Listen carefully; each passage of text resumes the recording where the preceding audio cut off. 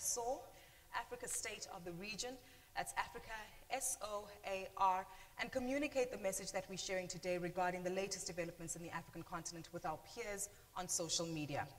I also want to advise you that on your seats you might witness that there's a card as well as a pin available for you.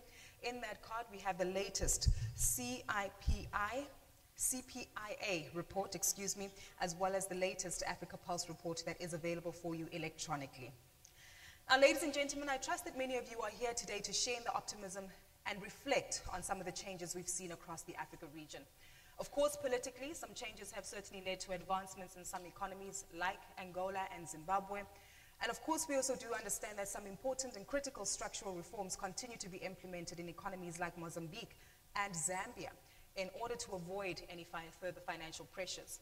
So this certainly tells us that there's something about the African continent which remains resilient, which continues to try to produce and of course remains agile in order to respond to the changing macroeconomic dynamics. But one of the most resilient resources on the African continent is its people. It's well documented that the African population is made up of a majority of young individuals below the age of 35. But how do we tap into human capital in order to unlock productivity and create competitive economies across Africa? That's exactly what we'll be delving into today by reflecting again on the Africa Pulse report, as well as taking a look at some of the insight and success stories that can be shared in the Human Capital Project in Africa, which provides us some insight into how governments, together with private sector participants, are looking to alleviate the pressures of unemployed youth across the African continent and really bolstering their participation in economies. So I'm not too sure how many of you within the audience are below the age of 35, but even if you're a little bit older, trust me, there is a level of contribution that we can make to this conversation. So with that said, ladies and gentlemen, continue to engage with us, continue to participate with us, but perhaps to set the tone for today's conversation and really give us some insight into why it's critical we really understand the need for human development across the African continent, allow me to warmly welcome on stage the newly appointed Vice President for the Africa region, Mr. Hafez Ghanem. A warm welcome to you, sir.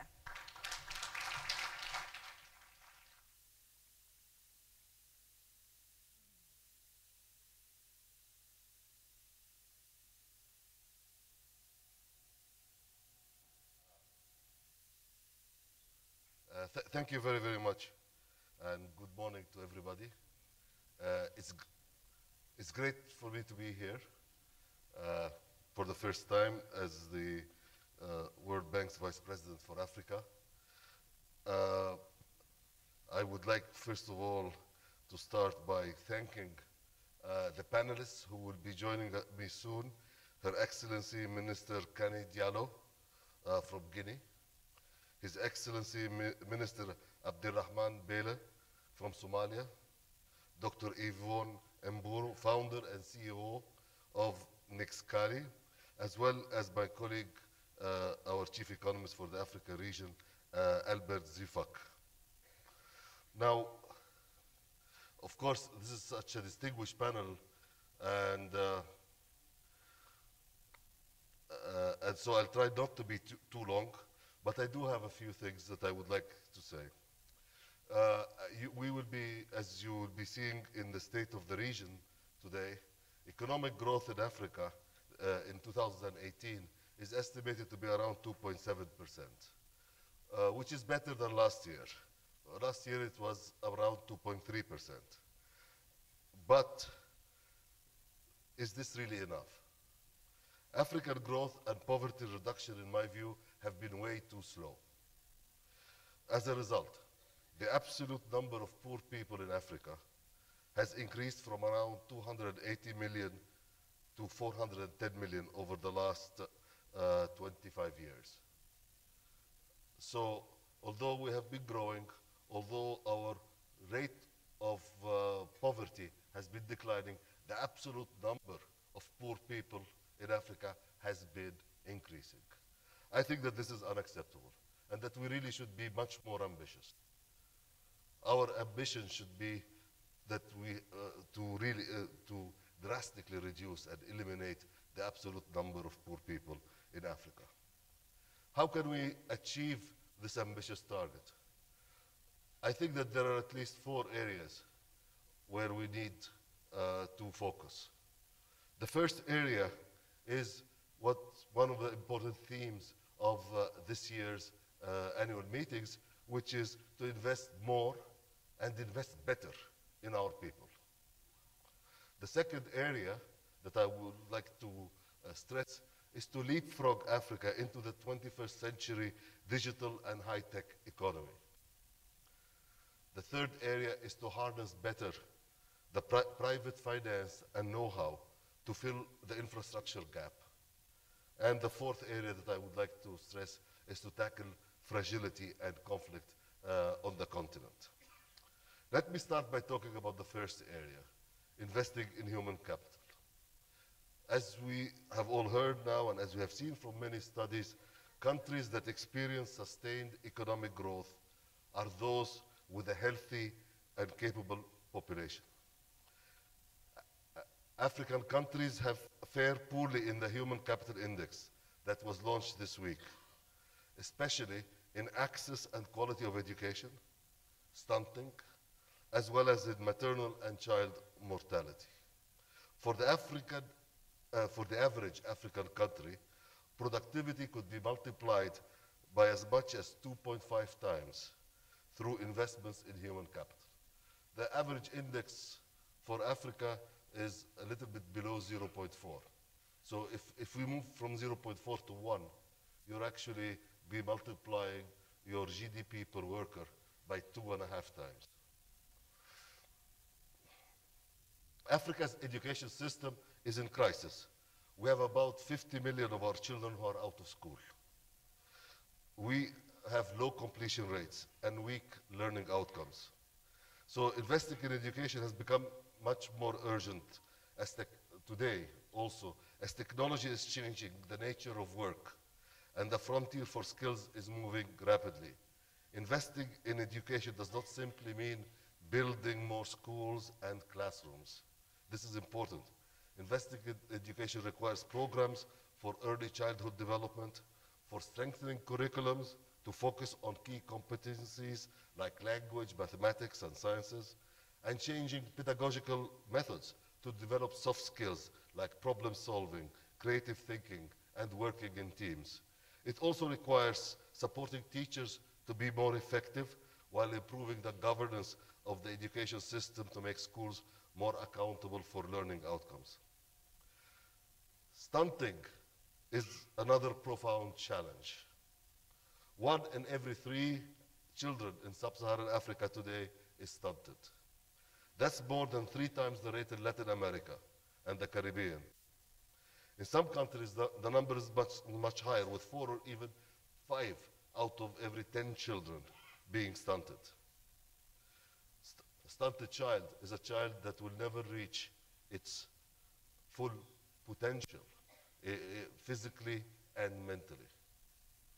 And therefore, that child will never be able to compete effectively in the labor market and at work efficiently.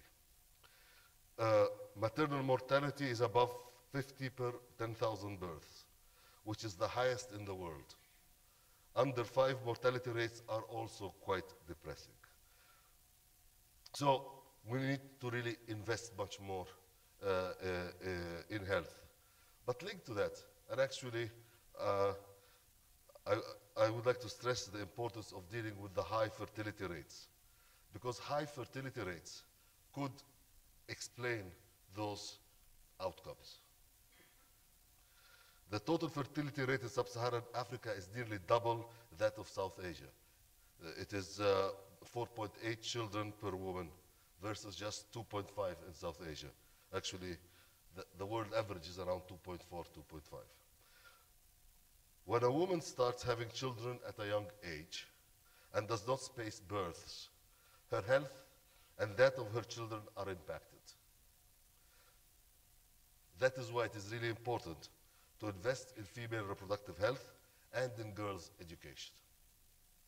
Often, in the past we always thought that the problem of fertility will be resolved just by rising incomes.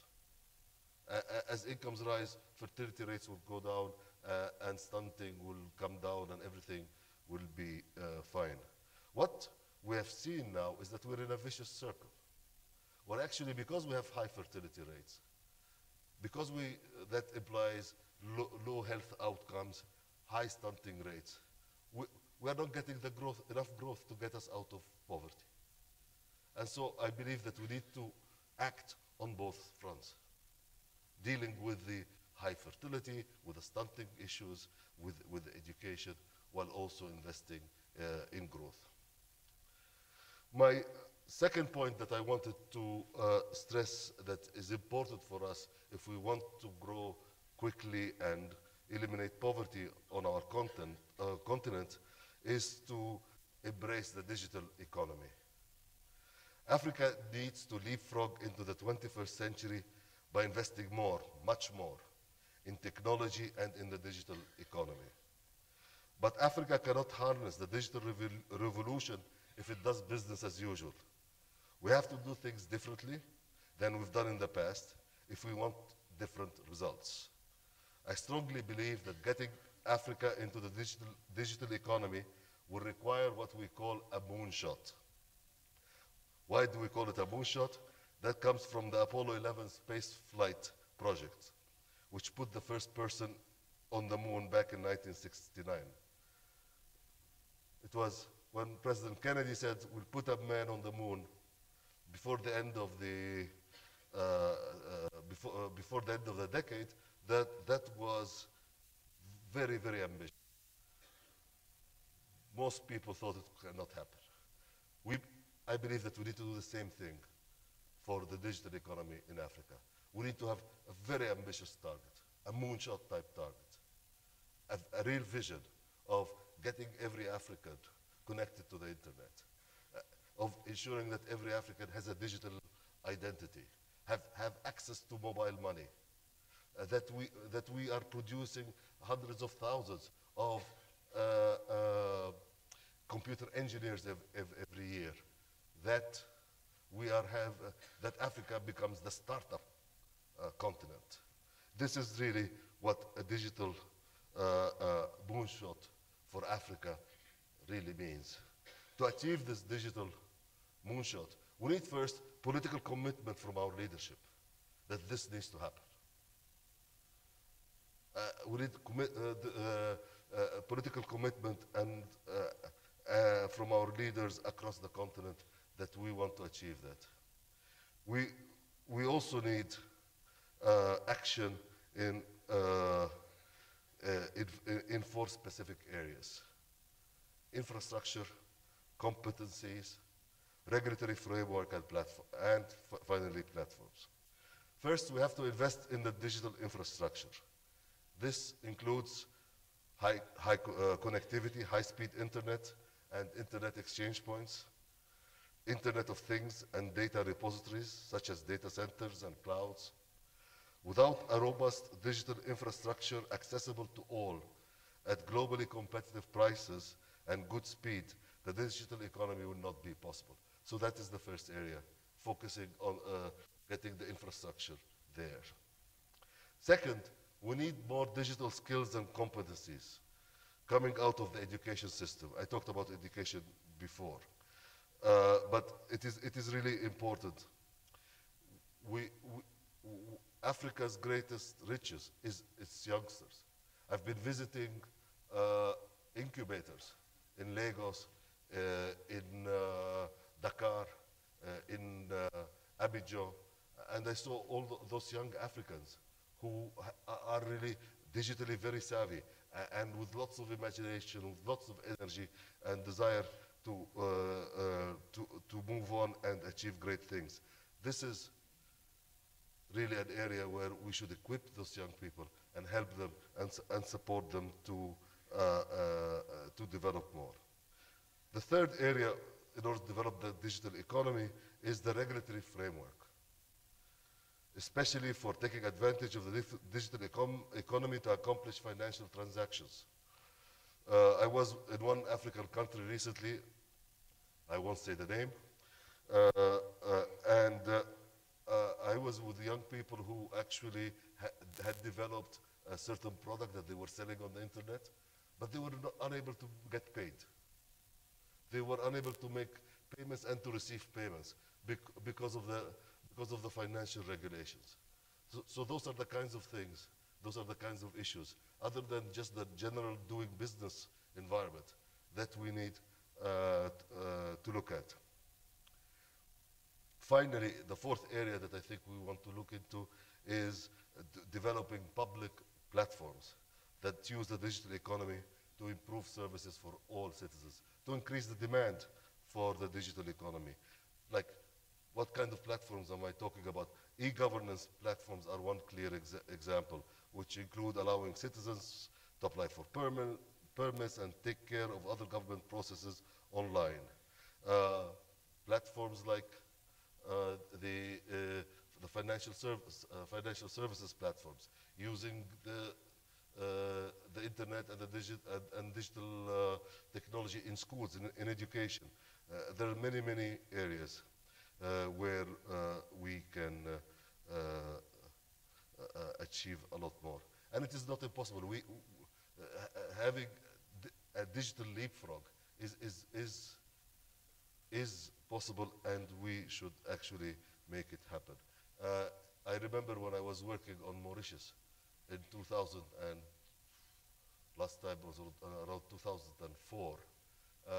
Mauritius was building what they call cyber city, and we were all questioning what will this cyber city mean. But now this Mauritius cyber city is a very, very successful endeavor, and they are looking at expanding, building cyber cities around the continent. So this should be really the level of our ambitions, the level of our dreams, to move forward into the 21st century, to claim the 21st century as the century of African Renaissance. The third point I wanted to stress is on the, and actually, no, I'll have to go back on the digital. One last point, because I see my colleagues from agriculture sitting in front of me here. And actually, agriculture and agro industries are one important sector for Africa. And that is an area where using new technologies, using the digital economy, using smartphones, and has proven to be extremely useful. And we've seen in several countries, like in Kenya, for example, where in certain areas productivity has been dramatically increased through the use of technology and the digital economy. So we really should focus on that. So now I move to the third area, which is using the power of private finance and investments for infrastructure. Africa needs to mobilize a lot of resources for infrastructure. And in many of my discussions with my colleagues and inside the bank, as well as with my colleagues in governments, they say, well, if we're going to put all those resources in things like education and health, because it's necessary if we're going to go into the digital economy, but we also need electricity, we need water, we need roads, we need ports, we need airports. We do have an infrastructure gap. How are we going to deal with all those needs?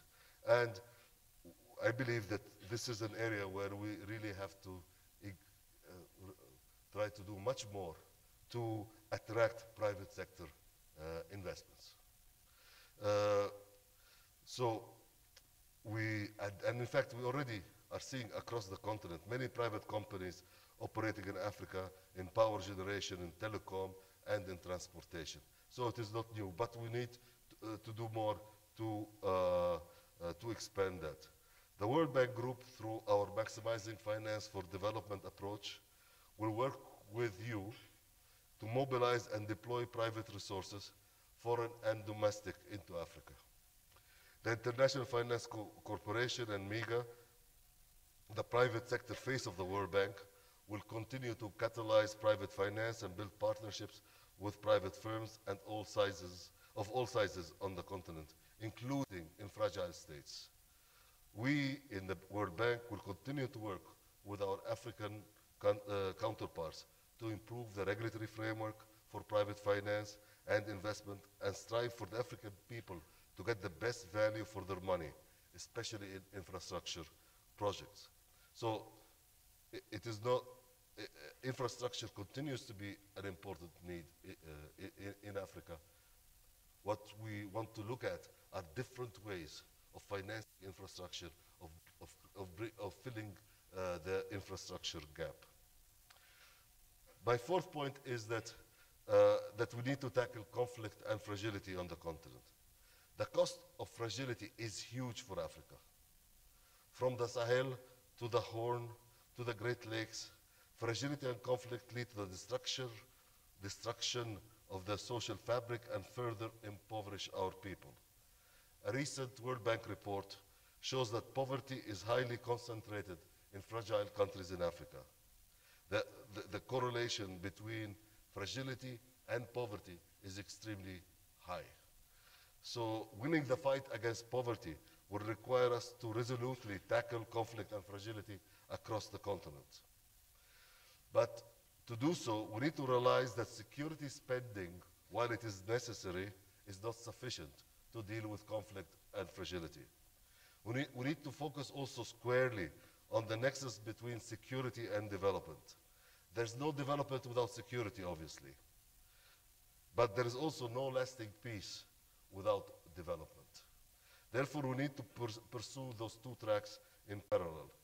We need to address what we call in our jargon the drivers of fragility, especially youth unemployment, the absence or limited presence of the state in different areas, and also climate change. Climate change, for example, is putting enormous pressures on scarce water resources across the Sahel. And the Lake Chad has shrunk by 90% of its surface since 1960. Therefore, limiting the potential of productive agriculture and creating tensions between farmers and pastoralists. We need to address those root causes of fragility, improving the delivery of human capital services across the land, generating employment opportunities and hope for the youth, including through productive safety net programs. One program that I'm particularly proud of is the Londo program in the Central African Republic, which is a community-driven program that provides services to communities that have been affected by conflict and fragility and help them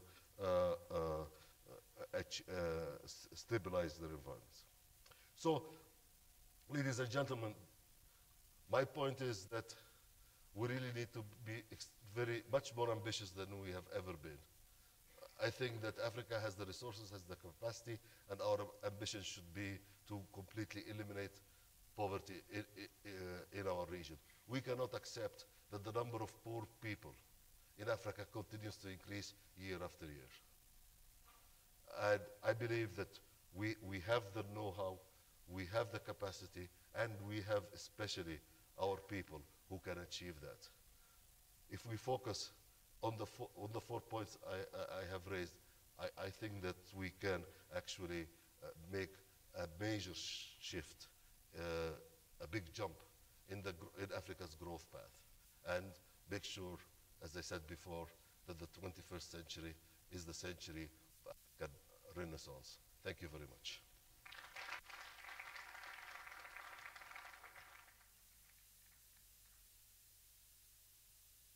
Thank you very much to Mr. Ghanem for giving us those insights. And I think it's quite critical what he mentioned about the 21st century certainly being the century for the African Renaissance. Despite the numbers, despite the facts, despite looking at some of the challenges that we experience, one thing is certain is that we remain optimistic because we believe that Africa can. Not only can we, but we will achieve these objectives. But it's also imperative to understand the reality of the situation on the ground, understand as well where things might be changing, and of course reacting to many of those dynamics. And that's exactly what we're going to do in the next few minutes, ladies and gentlemen, by reviewing the Africa Pulse report, a biannual report which takes a look at the macroeconomic landscape of the Africa regions and identifying what some of the key drivers and influences within that space are. Please, for that fireside conversation that we're going to host for the moment, please warmly welcome on stage the Chief Economist for the Africa Regions, Dr. Albert Zufak, who will join me on stage as we engage in this conversation, ladies and gentlemen. Thank you so much, Dr. Zufak. Great to have you with us on stage. Perhaps if you could come around this way, we'll sit in the center just to make it easy for you at the moment. So perhaps ignore these name tags that have been placed. We will correctly allocate them for the panel discussion in just a moment. Dr. Zufak, a great pleasure to have you with us. And I think for many of you in the audience too, I'd appreciate it if you acknowledge the Africa Can badge that we do have. And of course, many of them are available on your seats too, because it is sending a message with regard to the optimism that we display, but most importantly, enabling ourselves to be conscious of the fact that we are a continent that can and is able to make the relevant changes that we're trying to implement. But Dr. Zufak, we sat down in April earlier this month, taking a look at the Africa Pulse report, and we were very optimistic. I had the crowd shouting Africa Can, which I just might challenge you to do in just a moment, but we also have to take a very realistic reflection as to how dynamics have changed in the continent. We had an initial GDP growth expectation of 3.1% for 2018. However, that's declined now to 2.7%.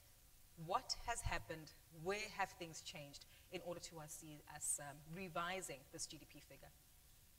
Gugu, thank you so much for this question. Good morning, everyone. Well, let me first say that the overarching message of the 18th edition of the Africa Pulse is simple.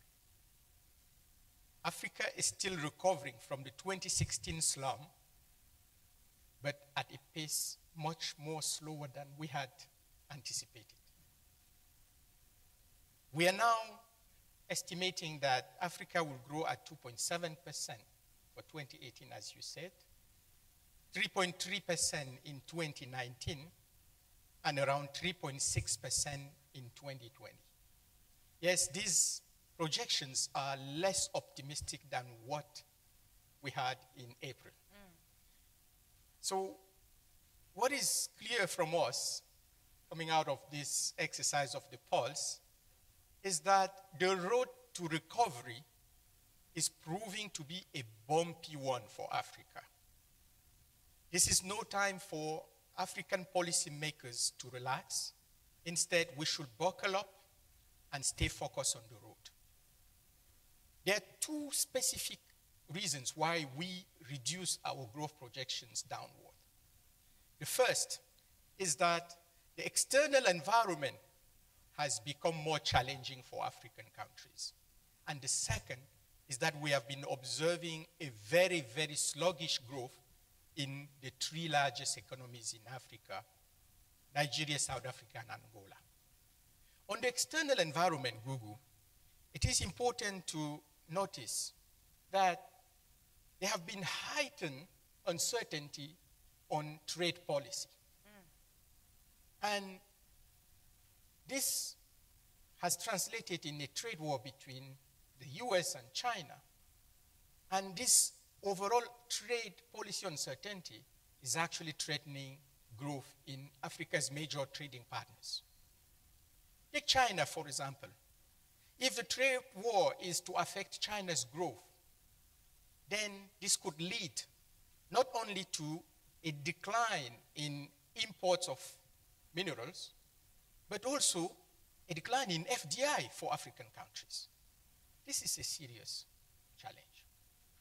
Now, in addition, monetary policy normalization in the US, which is actually going at a very fast rate, is leading to a US dollar appreciation, currency depreciations in African countries, and this is certainly putting a lot of pressure on our countries, including on debt that is more and more foreign currency dominated.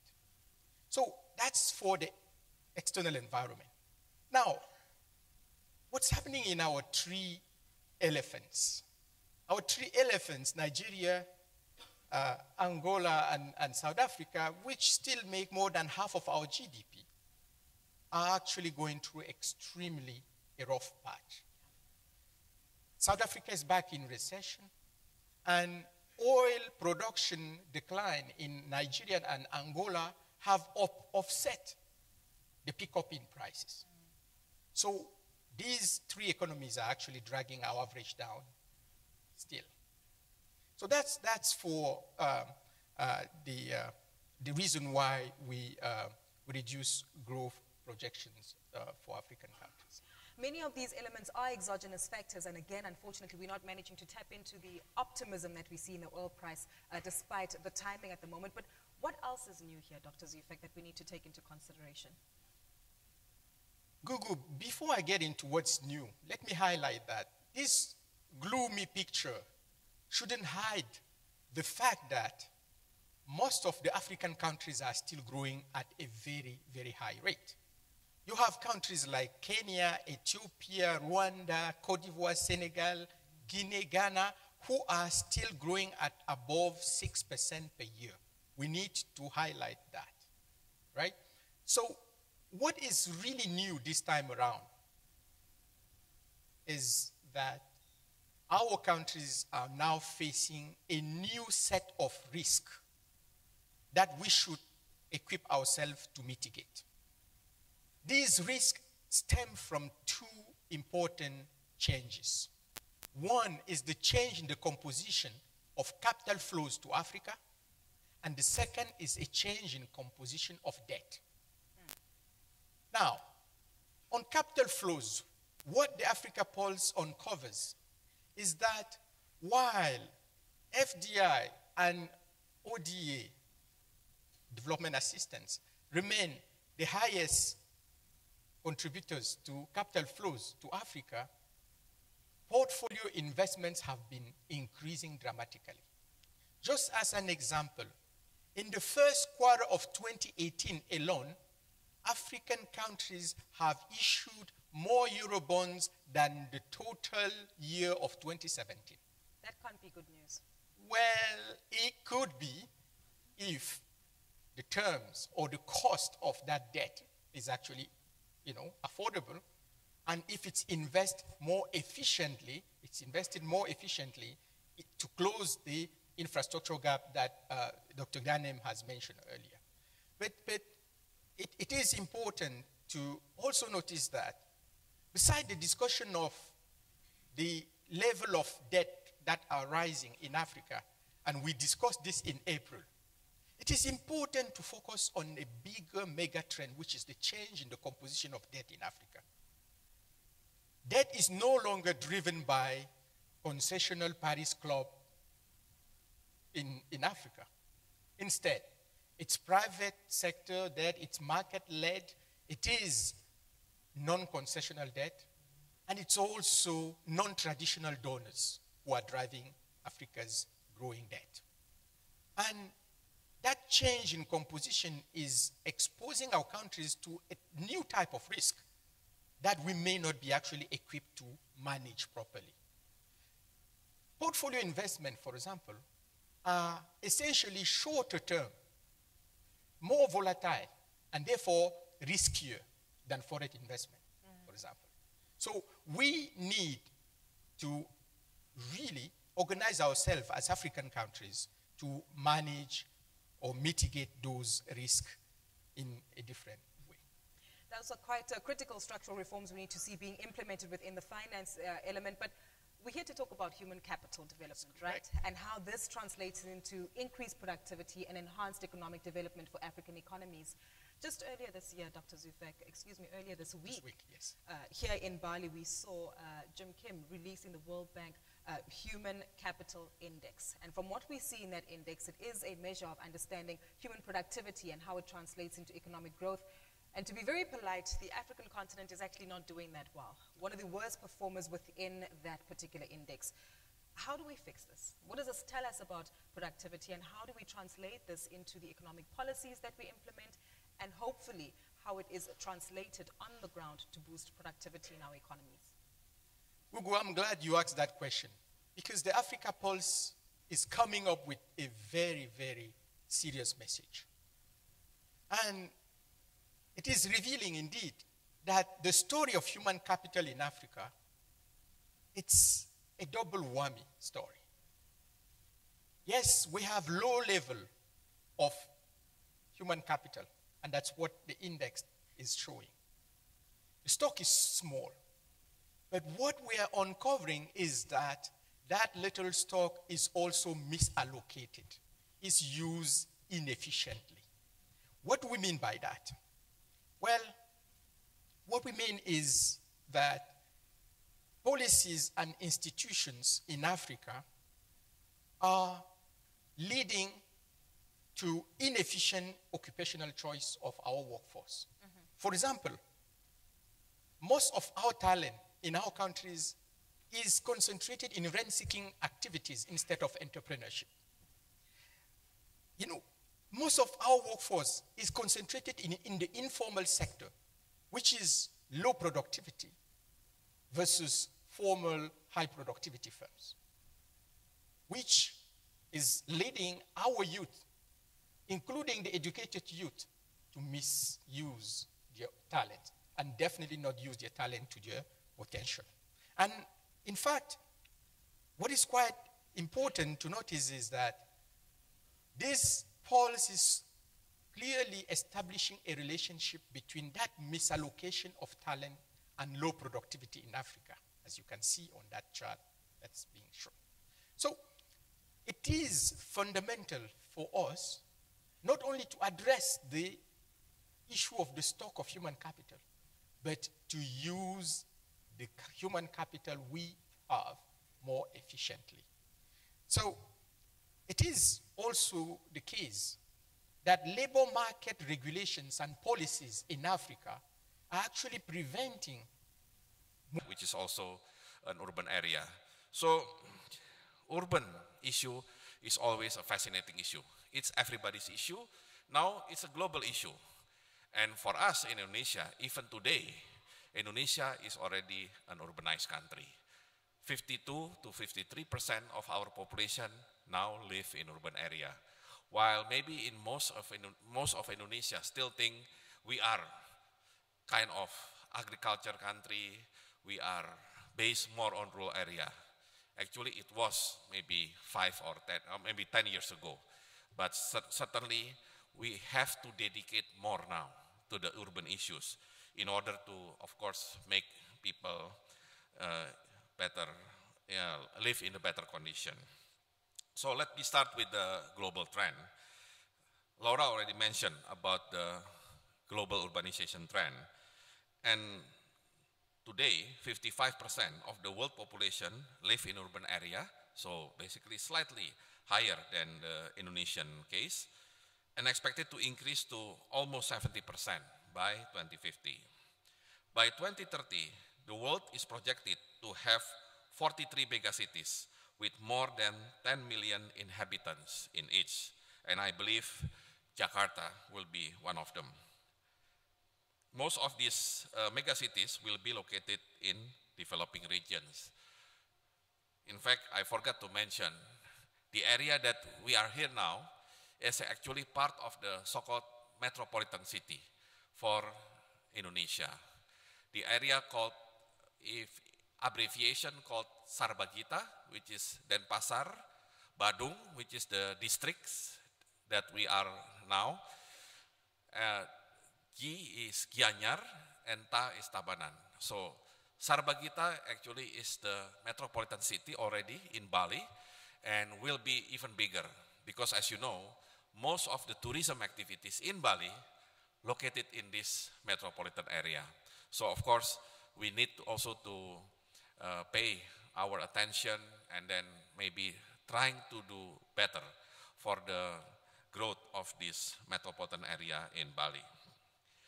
However, some of the fastest growing urban agglomeration are cities with fewer than 1 million inhabitants, many of them located in Asia and Africa.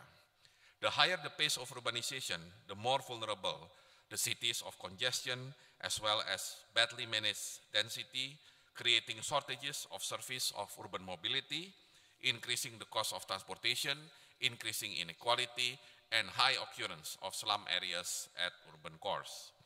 As the world continues to urbanize, sustainable development depends increasingly on the successful management of urban growth. Demand from urbanized society is important to be addressed by government as well as by development partners so we can provide better answer to our common goal, a more inclusive urbanization.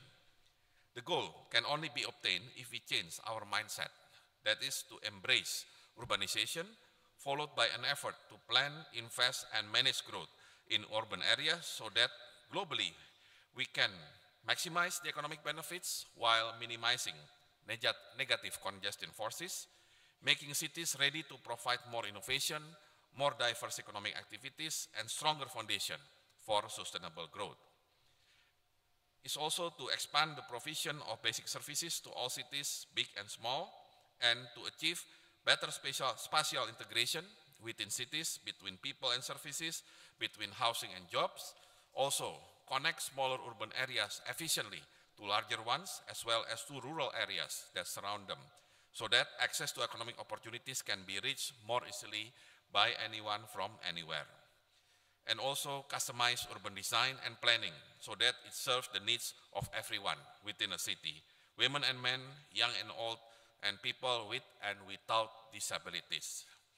I like to touch a little bit about this customizing urban design and planning to deal with the people with disabilities. Of course, we are now in the SDG, and we can, of course, we have to make sure that no one is left behind, including the disabilities. I have to admit, in Indonesia, for a long time, we haven't paid enough attention to the disabilities. That's why I would say Jakarta is not friendly to the disabilities.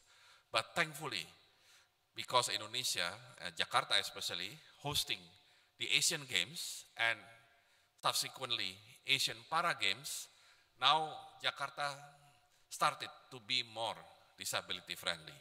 At least now you can see some pedestrian that relatively friendly to the disabilities, and also some facilities, especially in the, our stadium, that also friendly to disabilities. I think it's a good start, and we need, of course, to broaden these facilities to other parts of the cities as well as other parts of Indonesia.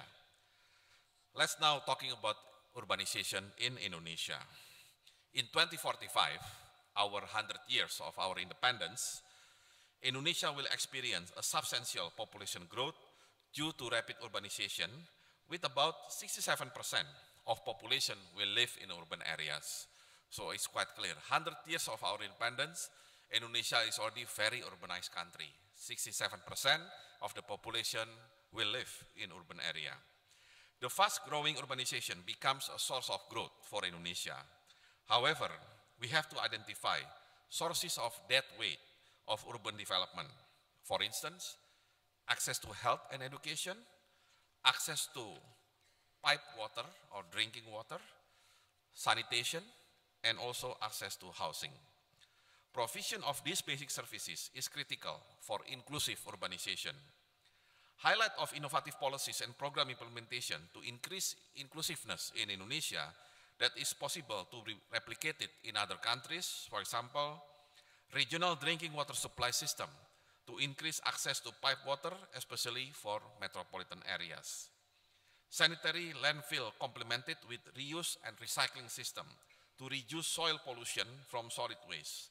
Reusable waste will be used as fuel for cement factory. Affordable apartments built on the Waqf land under Islamic financing system for low-income families. This Waqf land cannot be transferred or sold, and conversion of Waqf land is limited since the procedure is stringent than private land.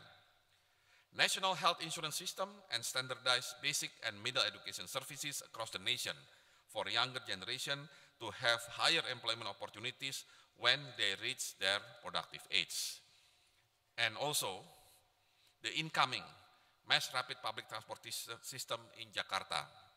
Jakarta will have the first ever subway system in March 2019. So it has been a very long delay, because the original plan of Jakarta subway system was actually in 1990s, early 90s. But then we have to wait that long. The first construction only started in 2013. So even from the planning to the construction already taken more than 20 years. And then 2013, they need around 5 years to complete. But at least Jakarta will have the first subway system, and we expect that won't be the only subway system. They will expand the subway system, both underground as well as elevated ones. And we believe Jakarta in the future will be Jakarta with much better public transportation. And in fact, the other city that already have mass rapid public transport system is Palembang. Again, we have to thank the Asian Games because Palembang has the elevated train system because they also host the Asian Games. So maybe I'm wrong, maybe some of you disagree with me, but I'm kind of the believer that if you want to change drastically your urban area, your cities, you need to have strong reason. And one of the strong reasons that can force people to do the drastic change is to host an international event. Of course, if you are in the Olympic size, you do it with being the Olympic host. But in Indonesia case, what we can do so far is only the Asian Games. And those are the impact of the Asian Games that give the positive benefit for the urban areas, especially Jakarta and Palembang. And for the public transport system, we will also build the new public transport system, railway-based basically, public transport system in Surabaya and Medan, other metropolitan areas in Indonesia. So we are now facing a challenge in Indonesia on how to replicate, scale up, and integrate these programs swiftly so that we can provide service faster before more demand transpires. Acceleration of public service provision in urban areas is indispensable to reduce externality of urban development and to increase urban areas' contribution to national GDP. Since Indonesia is located in the Ring of Fire, mitigation strategies is also crucial. In this regard, at present, we are preparing government regulation on urban management, which includes national urban policy. We are also developing Indonesia Urbanization Flagship Report together with the World Bank. The report has given us substantially new insight on how urbanization has been and will be happening in Indonesia. Hopefully, by early next year, we will have concrete recommendation for our 5 years medium-term development plan. Panelists, participants, ladies and gentlemen, we are here today to put the challenge of inclusive urbanization in context. Given rapid urbanization globally and large changes in technology, in this important event, I want to highlight new innovation harnessing both trade and technology. One of important innovation emerging in the late 2000s is on-demand ride-hailing service. Globally, we observe development of Uber, Lyft, Grab, especially in Asian countries, and in our case, Gojek. This type of service has provided option to areas that are not served by traditional public transportation system. A study by University of Indonesia showed that Gojek, a local platform, has contributed to significant increase to the Indonesian economy in the form of drivers' income and has opened more doors for micro and small businesses to increase their income. Grab in Indonesia has expanded to 132 cities with an ultimate aim to move people efficiently using dynamic pricing to regulate demand and supply. This rapid development and new opportunities has issued to resolve. For instance, increasing numbers of motorbikes operating in cities, overflowing roads, decreasing interconnection between non-motorized transport with public transportation system. So those are the issues that still needs to be resolved. Government, as always, are lagging behind in designing responsive traffic regulation and lack of enforcement to solve negative issues of this type of service. While traffic issues arise from this new service has not been resolved, another innovation is queuing for more regulation, a digital payment platform. More innovation from what we call disruptive technology are expected to happen in the near future. The question are we ready with smart regulation to protect consumer? Are we ready with regulation that can make sure we gain positive net benefit from this innovation? And are we ready to embrace new technology without scarifying inclusiveness of urbanization? So, in the issue of the payment system, in the past, if you are in Indonesia and you are traveling on the toll road, of course you expect, a smooth ride, smooth traffic. But in our toll road, sometimes the congestion happens, I think, quite severely. And it happens in the toll gates, simply because in the past, actually, just last year, we still use the cash system. So the driver has to stop giving the cash, and sometimes they didn't give the exact amount, so there has to be kind of transaction to return back the money. So it takes a minute or two just for one car. And with so many cars lining up, you can imagine the type of congestion happening. Then government impose new regulation. You cannot use the cash anymore. It has to be cashless transaction. It is good, of course, in terms of financial inclusion and of course trying to be more cashless society. But the problem, we are still in the kind of transition process. Rather than having the toll road like what I experienced, for example, in Japan, in Hong Kong, in which you use the sensor, so basically you just go to the toll gate without queuing, we are still in the process of moving from the cash transaction into cashless transaction using the card. So still, the driver has to stop on the toll gate, put the cars on the sensor, and wait until the pole is opening. So unfortunately, even today, you still see a lot of congestion in the toll gate, because then, not many people are good enough to put the card on the toll gate, and as a result, there are minute or sometimes 2 minutes, and sometimes they don't have enough balance in their card, so they have to ask the car next to them, to pay for him. So still, things becomes complicated, and I think future urbanization, it has to be very smart urbanization. We need to get away from the cashless transaction and move to the cashless society. So, distinguished panelists, guests, ladies and gentlemen, I would like to finish my speech with those questions, with high hope that panel discussion today will have new insights.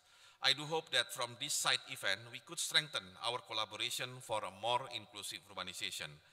I also hope you have a pleasant stay and have luxury time to see not just Bali, but also other islands in Indonesia, as we have 17,000 of them. We are not short of islands for sure. So it's time for a visit, but if you are really, person with the high interest in urbanization, you can visit some of urban areas and you will see the real urban problem in Indonesia. And certainly, because I live in Jakarta for most of my life, Jakarta is very good lab for you to understand about urbanization, understand about the mistakes that we have made, and understand about trying to get rid of the problem by innovations that I just mentioned. So again, I would like to thank for the collaboration with the World Bank for the study, as well as for the opportunity to speak in front of you. Thank you very much. Wassalamualaikum warahmatullahi wabarakatuh.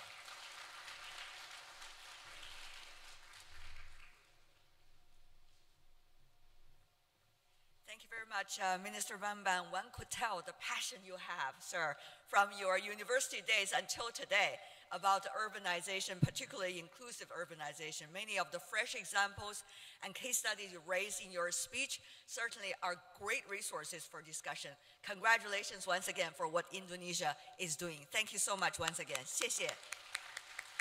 So now, with two opening speeches coming from Laura and Minister Bambang, let's go to our panel discussion. While the panel is being introduced, let's take a look, first of all, at the video that we have prepared share for you about inclusive urbanization.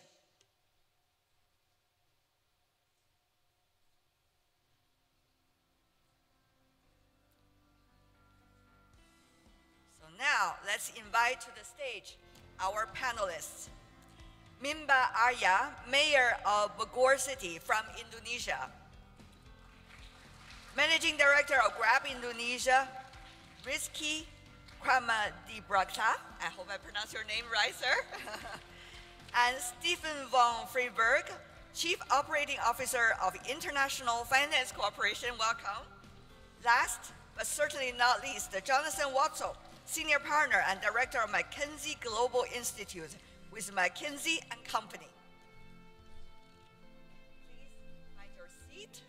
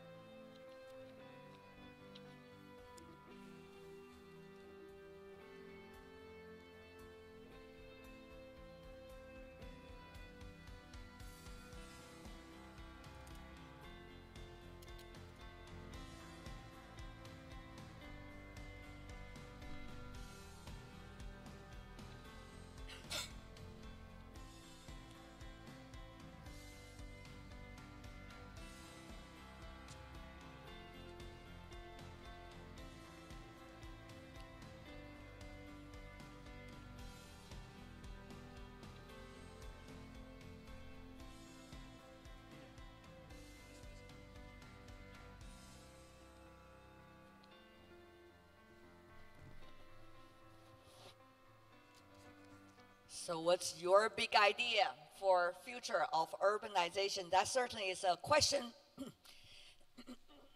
that we are here to answer. So great to have our panelists with us, a great mingle of policymakers, private sectors, and coming from both developing and emerging as well as developed countries. So let me start by asking you, Stephanie, coming from IFC, earlier we heard from the two opening speakers, but what about from your perspective? What do you identify as the biggest challenge? You could give a long list, but you could also give a very focused list, Stephanie. So thank you very much, Wei. And I think our opening speakers actually set the stage really well. You know, the World Bank Group a couple of years ago set two really audacious goals: to end extreme poverty and to create shared prosperity by 2030. And urbanization in cities are a key to making that happen. If you think that by 2025, 6 billion people are going to live in urban areas, 80% of the GDP is going to be generated there. That's our opportunity to actually meet our twin goals. And I think the idea of density and urbanization does give us the opportunity to create more efficient, more effective services. But can we do it evenly and can we do it fairly? So can we? I'm not sure. Okay. So I would put my private sector hat on, and you're right, I could give you a long list of challenges, but I think there's probably two challenges I would focus on and maybe one opportunity. So the first challenge I would say is affordable housing. There's 330 million people in the world who don't have affordable housing. 24% of the people who live in cities live in slums. And when you combine that with climate change and weather, things like floods, mudslides, the poor in cities are disproportionately affected. So we need to find ways to solve affordable housing. So in South Africa in 2014, we started working with the South Africans on something we call the International Housing Fund. And the idea is to create a fund for affordable housing, but to marry that with our EDGE certification, which is our smart climate development tool for housing and for buildings. Interesting idea, but lots more work to do there. I think that's a big challenge. Second challenge, and I think both of the speakers commented on this, is infrastructure. So, and not just transportation, but water, sanitation, all of these areas, which again disproportionately affect the poor. We've actually estimated that over the last 10 years, only 19% of the infrastructure in emerging markets was actually invested in urban infrastructure. So there's a lot to do there, and it's an area that we focus on. We've actually, for example, been working with the city of Izmir, and we've given them about $500 million of financing to do 9 public-private partnerships, all focused on those critical urban areas. And then kind of glass half full, the opportunity for me is exactly where the minister left off. And I see that in disruptive technologies, AI, and big data. So we have already seen that these have the opportunity to be very pro-poor and very good for urbanization and our ability to improve effectively and efficiently services that are being offered. So fintech, financial inclusion. I think the minister hit on the shared economy, but this idea of the Ubers of the world, the shared scooters, are also very, very good for the poor. We actually just completed a really interesting study with Uber where we looked at disadvantaged groups, so women and youth. And what we found is that ride sharing, 24% of the women have more mobility from ride sharing than they had before ride sharing emerged. 7% of them say they're more willing to go out at night. So opportunities in the technology space for sure. Of course, there are also challenges related to the technologies as well. I guess later we'll have some of our guests to handle that too. Let me move on to our mayor coming from Indonesia. Mr. Minister already earlier set up a very good reference for us to work with, but I want to also go to your city, Bogor. So first of all, Mr. Mayor, help us to understand what kind of city is this? Because our audience is international, they might not necessarily know every detail of your lovely city. Go ahead, sir. You have 30 seconds to do that. Well, thank you, Wei. Bogor is now actually facing two simultaneous challenges. On the one hand, we are talking about the city with 1 million inhabitants. We are talking about the city with very rapid growing populations. But on the other hand, how big is the population? 1 million people. 1 million population. 1 million people, yes. And on the other hand, Bogor is also part of the Greater Jakarta. It consists of 32 million, only second after the Greater Tokyo. And it continues to grow. So we are talking about the high level of mobilizations and rapid growing populations. And I have to say that every day, no less than 800,000 people are commuting between Bogor and Jakarta. And every weekend, no less than 300,000 people are coming to our city for spending their weekend. And during the weekdays, that's good news for you, actually. They could spend well, a lot in your city. It can be both good and bad. It right? depends on how can we deal with it. And during the weekdays, almost all hotels are fully occupied by workshops, conferences, trainings from any other cities in Indonesia. And not to forget, we are talking about the city where the President Jokowi lives. Yes, President lives in Bogor. He likes to receive guests, foreign leaders in our city, and he likes to conduct cabinet meetings also in our city. So, and he likes to ride bicycles too, sorry? To mingle with the common people as well. Yes, yes. And I perceive that we should see these numbers, this tendency, as opportunities, not as problems, because that is our differentiation with other cities surrounding Jakarta. And my job is to ensure that these growing rapid populations and the high level of people mobilizations is followed by the improvement of public services and also to do the betterment for the quality of the living. And we should turn problems into opportunities. And one of the key factors, I believe, is technology. We use technology to improve the public services, upgrading the capacity of public servant.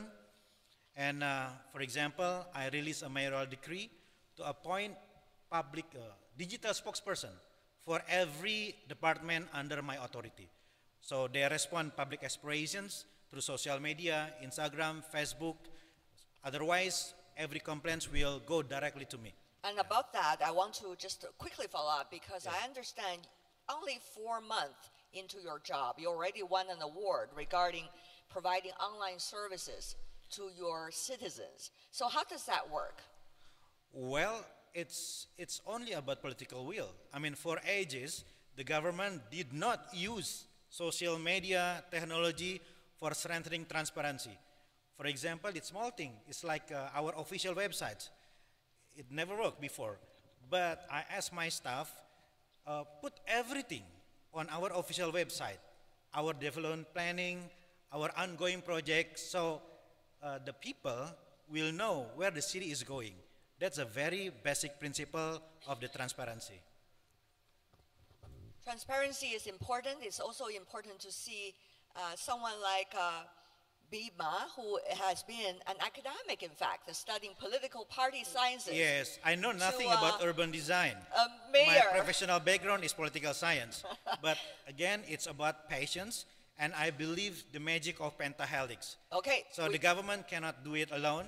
We are talking about the collaborations between, among any stakeholders, the government, academia, business sectors, community, and mass media. We love passionate and ambitious mayors like Bima. However, we have tougher question for you later. Okay. So ready to answer those. Yeah. Let me move on to our next speaker. Let's go to Rizky. Talking about technology, the other two speakers all emphasize a lot on it. But as we know, technology could be the solution. It could also be the beginning of another saga, which is the challenge. So for shared economy, ride sharing, as Stephanie earlier mentioned, has already provided a lot of opportunity for those marginalized groups, such as women. 25% increase of them likely to use shared economy tools. But the question is, how do you really tap the shared economy genes into the every sphere of the economy in urban cities, and how you involve those that are being marginalized, really to get into it now, become the part of the mainstream? Sure. Thanks, Wei. It's actually a right bridge from Major Bima just before my address here, that government cannot do everything. I think that's a major issue, and Minister also mentioned earlier, there are a lot of mistakes have been made in the past, and then we need to correct it. There's no better momentum than right now, where actually the technological startups, technological disruptions is on the rise, to help governments to address these issues. I mean, like some very visible examples in China, for example, of course, on payments. Now China, with the help of the mobile payments, they have leapfrogged right now in terms of penetrations of financial inclusions right now. Now it's at par with even the GT high-income countries right now. I know problem like medical access, also like, for example, educations as well is a problem. In fact, in Indonesia, 75% of higher educations is concentrated in Java Island. And Minister Bambang says we're an island that is not short of, a country that is not short of islands. Yet it's concentrated in one island. I know that one technological startup in Indonesia trying to address that by giving like access to many of the people across islands.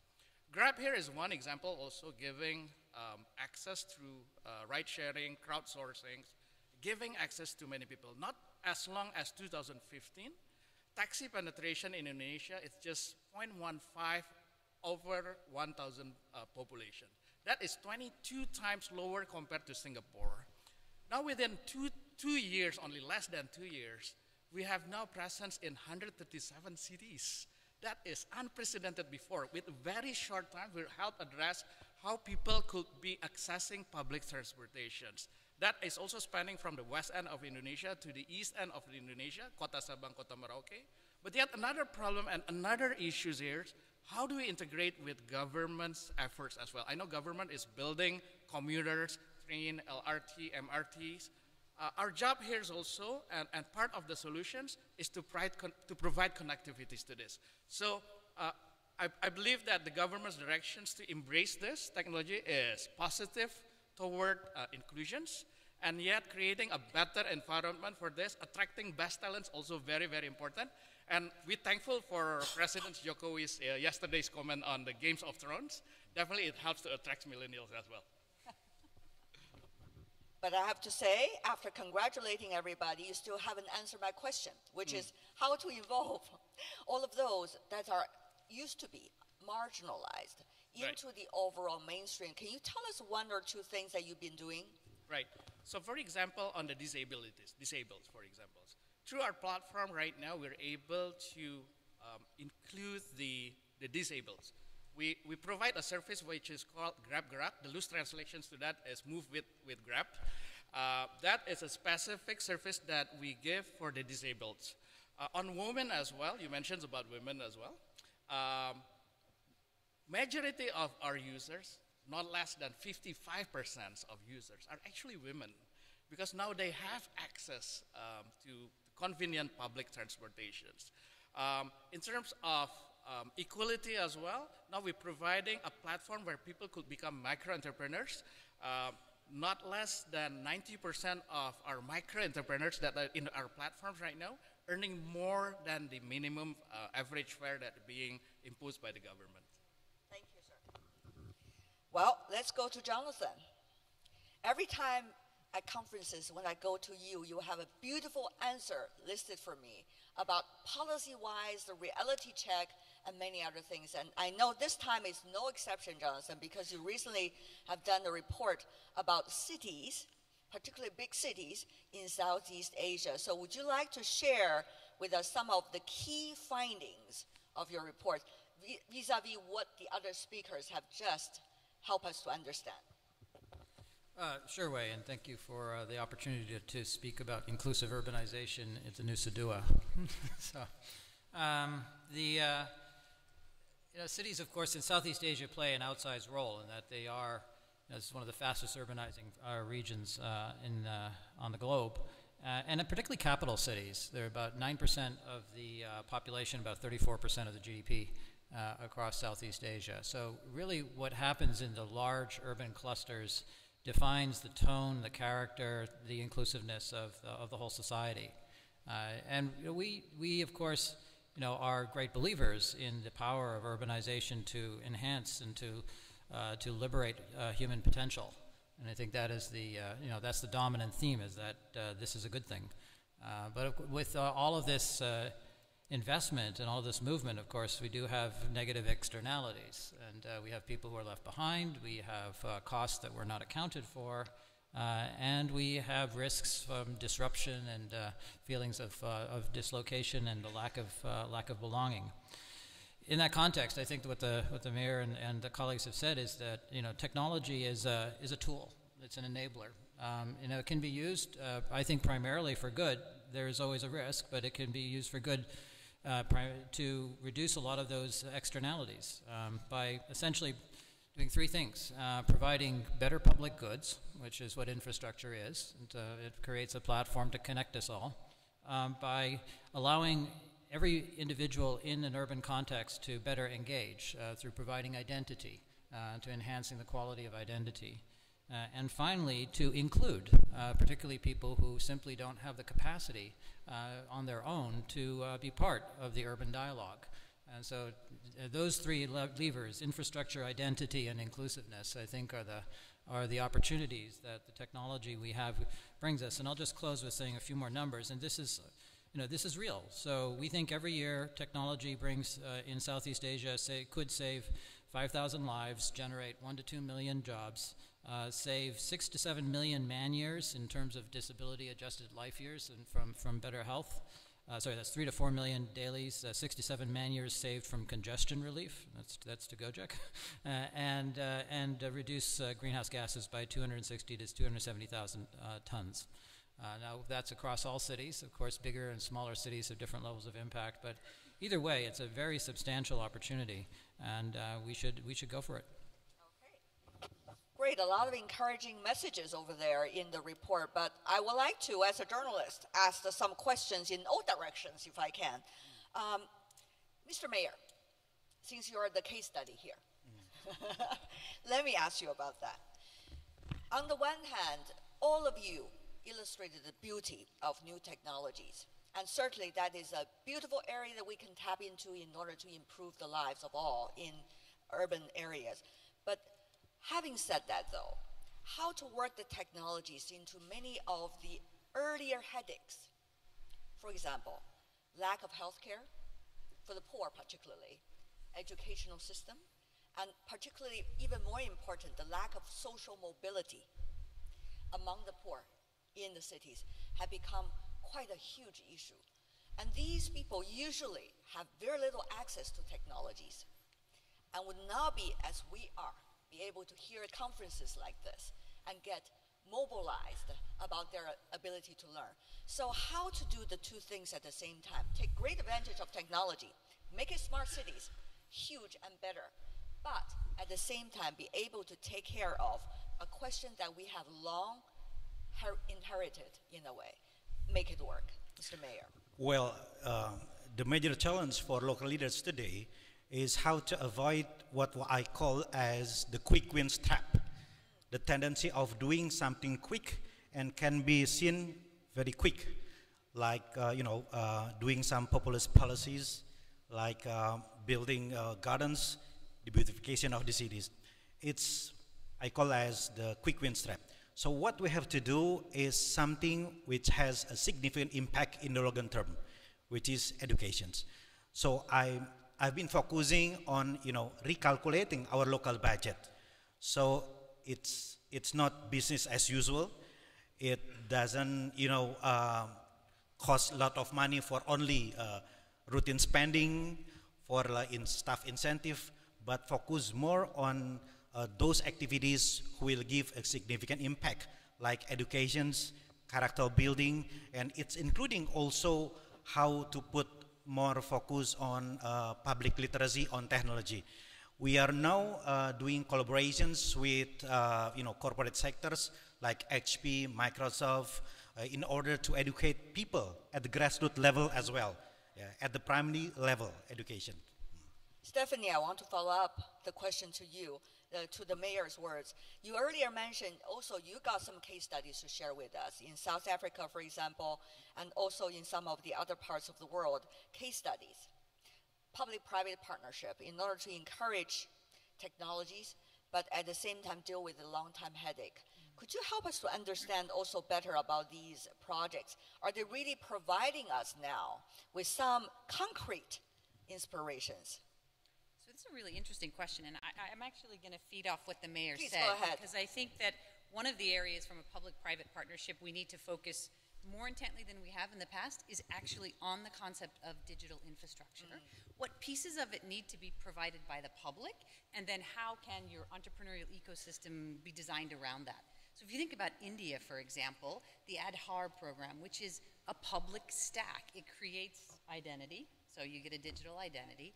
It gives you the ability to have a platform to build that financial inclusion and to allow your entrepreneurs to grow an ecosystem around that. So for me, if I were a mayor and I were thinking about how do I bring technology and solve some of the sticky problems that you're talking about, I would have a plan, a broader and deeper plan for my digital infrastructure and how I was going to roll that digital infrastructure from a public perspective to allow the private sector to leverage it. And I think India is a really interesting model that we all ought to be looking at.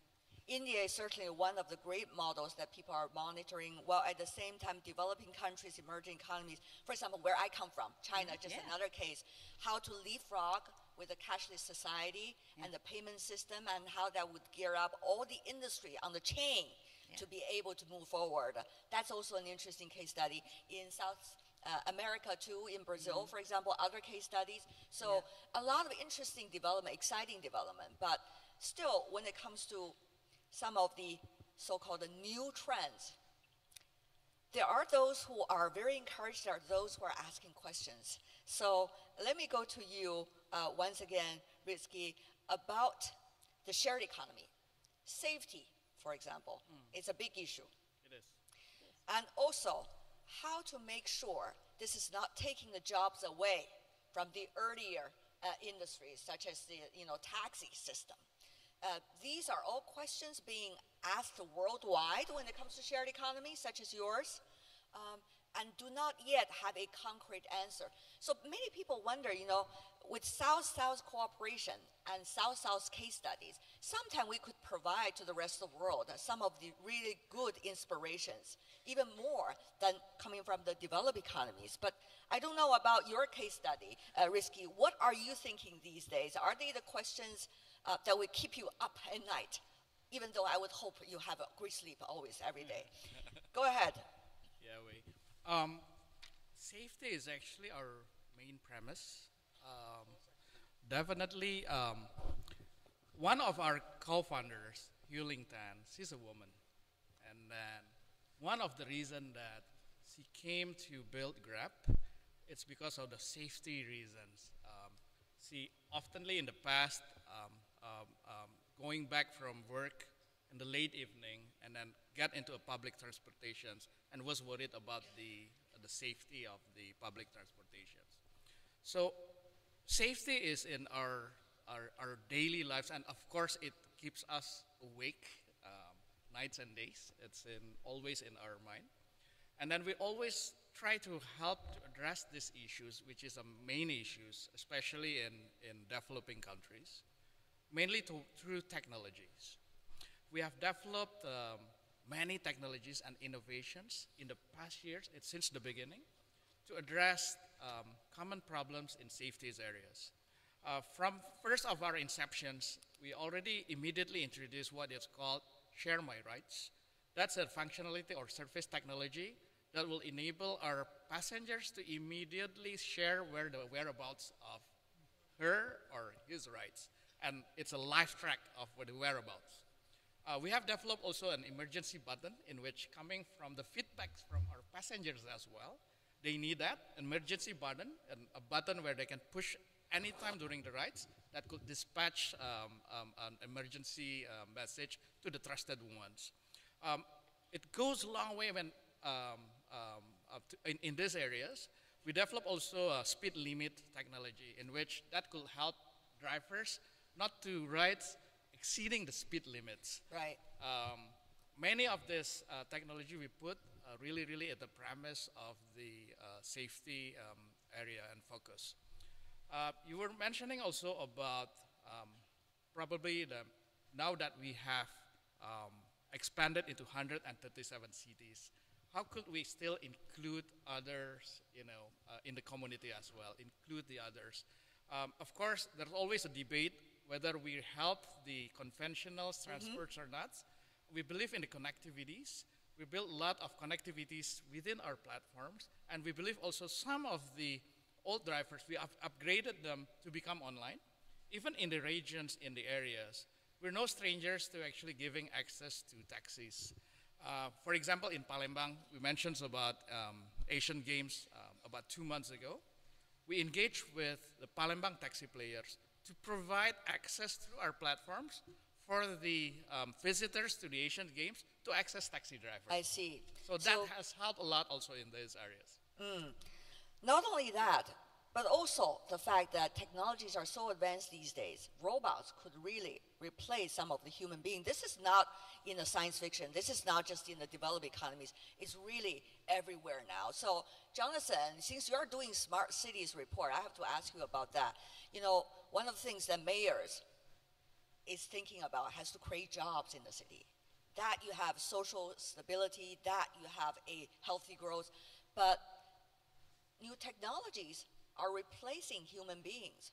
So here comes the things that they talked about earlier. Where's education? How can the people be updated? And what are the other jobs that the cities could gear up for these citizens? Jonathan. Great. Well, I can go in a lot of directions with that.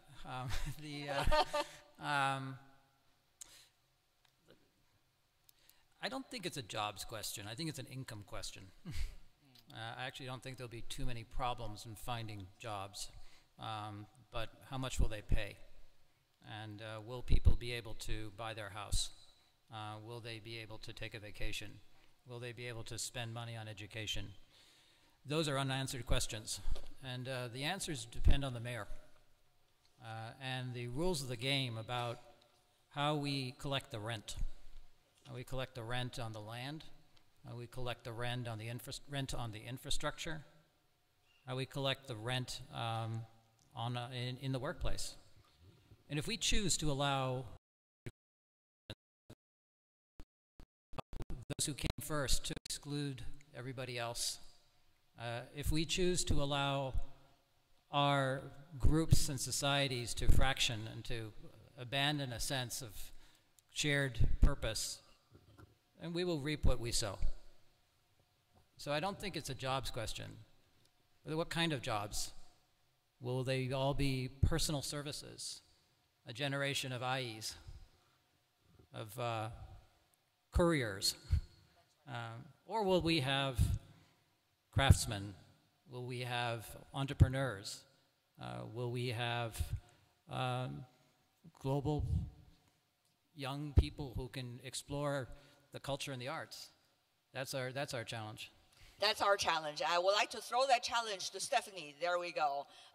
Therefore, I want to ask you, because we talk about the challenges, we talk about some of the immediate questions. Now let's take a look at the umbrella thing. What could be the roles now of governments, let's say local government, federal government, or national government, private sector, the academic circle, and the citizens? How will roles be divided when we talk about inclusive urbanization? Coming back to you. So now we're coming back to urbanization. We're coming back to urbanization. Because I was actually going to say, before we get there maybe, I think the whole launch of our Human Capital Index is really designed to help get at some of these very knotty questions around jobs and education. But the role of different layers. So in my view, mayors and cities cannot do this alone. It has to be a coalition. And it has to be a coalition between the private sector, the federal government, and the cities. But it's easier said than done, isn't it, Stephanie? No, I agree. It's easier said than done. But let's think. Okay, let's start with the private sector. Okay. We need the private sector because they need to provide effective and efficient services, and they need to provide finance. So we know that in Asia alone, in emerging Asia alone, $1 billion of infrastructure investment in urban areas a year. That's not going to come from balance sheets of cities and federal governments. The private sector has to play a role in that. So then, what's the role of the federal government? I see the role of the federal government really pushing the envelope on policy and regulation. So I would start on things like capital markets, green bonds. Can we actually find ways through capital markets development to create ways to finance these projects? We need to think about public-private partnerships, and does the policy and regulation really lean in appropriately so that we can drag the private sector in as much as we possibly can? We need to think about, land value recapture and some of those kinds of things. We've talked a lot about technology, but I think there's a really important role for the government to think about how do we create a governance mechanism and policy and regulation that provides for the use of technology safely. It addresses privacy and some of, those kinds of concerns. Right. And that's, to me, where the balance fits together. And by the way, the last thing we want the national governments to do is to fund the infrastructure projects that the private sector can't fund. So use that limited fiscal space where it's most needed to serve the poor. Bima, technology is only one thing that cities have to look at. In fact, there is an enormous amount of list of things that cities have to look at. You have the global change of supply chains going on right now. You have things like natural disaster, climate change, which your country, I guess, understand it very well. You also have the earlier sticky questions, like Stephanie earlier said, used that phrase, the urban poor, the slums, and things that you see in all cities, whether developed economies. Meanwhile, you have some of the new challenges coming with the shared economy, but of course opportunity at the same time. So here's the thing. From your perspective, when Stephanie was earlier trying to step into your shoes and provide that list of suggestions, is she doing the right job? And what about you, stepping into her shoes and saying, from this umbrella, what should be provided in a way to mayors like you? And also, most importantly, to citizens of the cities. Well, May, I think you are trying to put me on the opposite side of her, but it doesn't work. I'm in line with her. Well, we are now living in the era where if the government is doing nothing, then we are going nowhere. We have to accelerate the changes with any stakeholders within the nations. So in terms of economic growth and creating jobs, I open dialogue with the millennials, with digital industries, startup companies, not only to facilitate them to grow up, but also invite them taking part as part of solutions, and also creating as much as possible job opportunities for all citizens. And if I may add for what Rizky has mentioned before, in terms of connecting things. For example, around 2 years ago, in our city, it was a very serious conflict between angkot driver, between the traditional ojek driver with the online transportation driver. But what I said to all parties involved with the conflict, what the government should do is not only banning things, it's not only rejections, the technology which damaging the traditional actors, but it's all about arrangement and regulations. We should make some sort of adaptations. So I invite his staff to the city hall and asking them what can we do to to connecting things. So I released the mayor regulations to regulate all the problems, and I think now the situation is getting better. So I totally agree what he has said. It's all about connecting things. It's the era of collaborations. We should do this together. But when you answer my bigger question, which is about how, when we come back to the original topic, inclusive urbanization, what are some of the immediate challenges you mentioned earlier can be handled now? At the very beginning of your answer earlier, you talk about several concrete challenges you're facing in the cities. Right. So have you found out some kinds of solutions, or would like to know the directions of solutions? What are you thinking these days about them? Well, I think what we are doing now is part of solutions. Yes. Well, I'm enjoying the beauty of networking. We are involving our city with a very wide networking throughout the globe.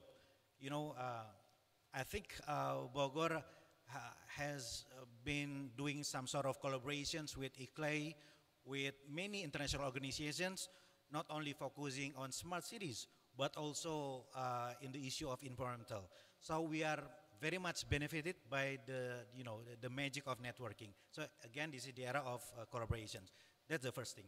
The second thing is that we should bring any stakeholders to the center of city reform, mainstreaming the issue of sustainable development, and turn down the heat of political issues. So now I think we are in the era of presidential elections, legislative elections. Our major agenda is how to put aside political things and keep focus on economic and job issues. I'm glad you mentioned that. That is a very important question these days, the sustainable policies that we could ever see in cities with the election cycle. Let me go to Jonathan about that too. I mean, when you are studying smart cities, when you're looking at the policy making, this is a thing that probably a factor that has to be taken into consideration, that how to incorporate these sustainable policies and how, for example, policymaker will not just look at 4 years, but beyond 4 years. Earlier, Minister Bambang was talking about a further 5-year plan and more than that. So this is a way, certainly, to look at the sustainable policy and development of a city. Jonathan, your thoughts about the realities of politics vis-a-vis the important tasks of cities and policymakers? Well, infrastructure is like that. It doesn't usually happen overnight.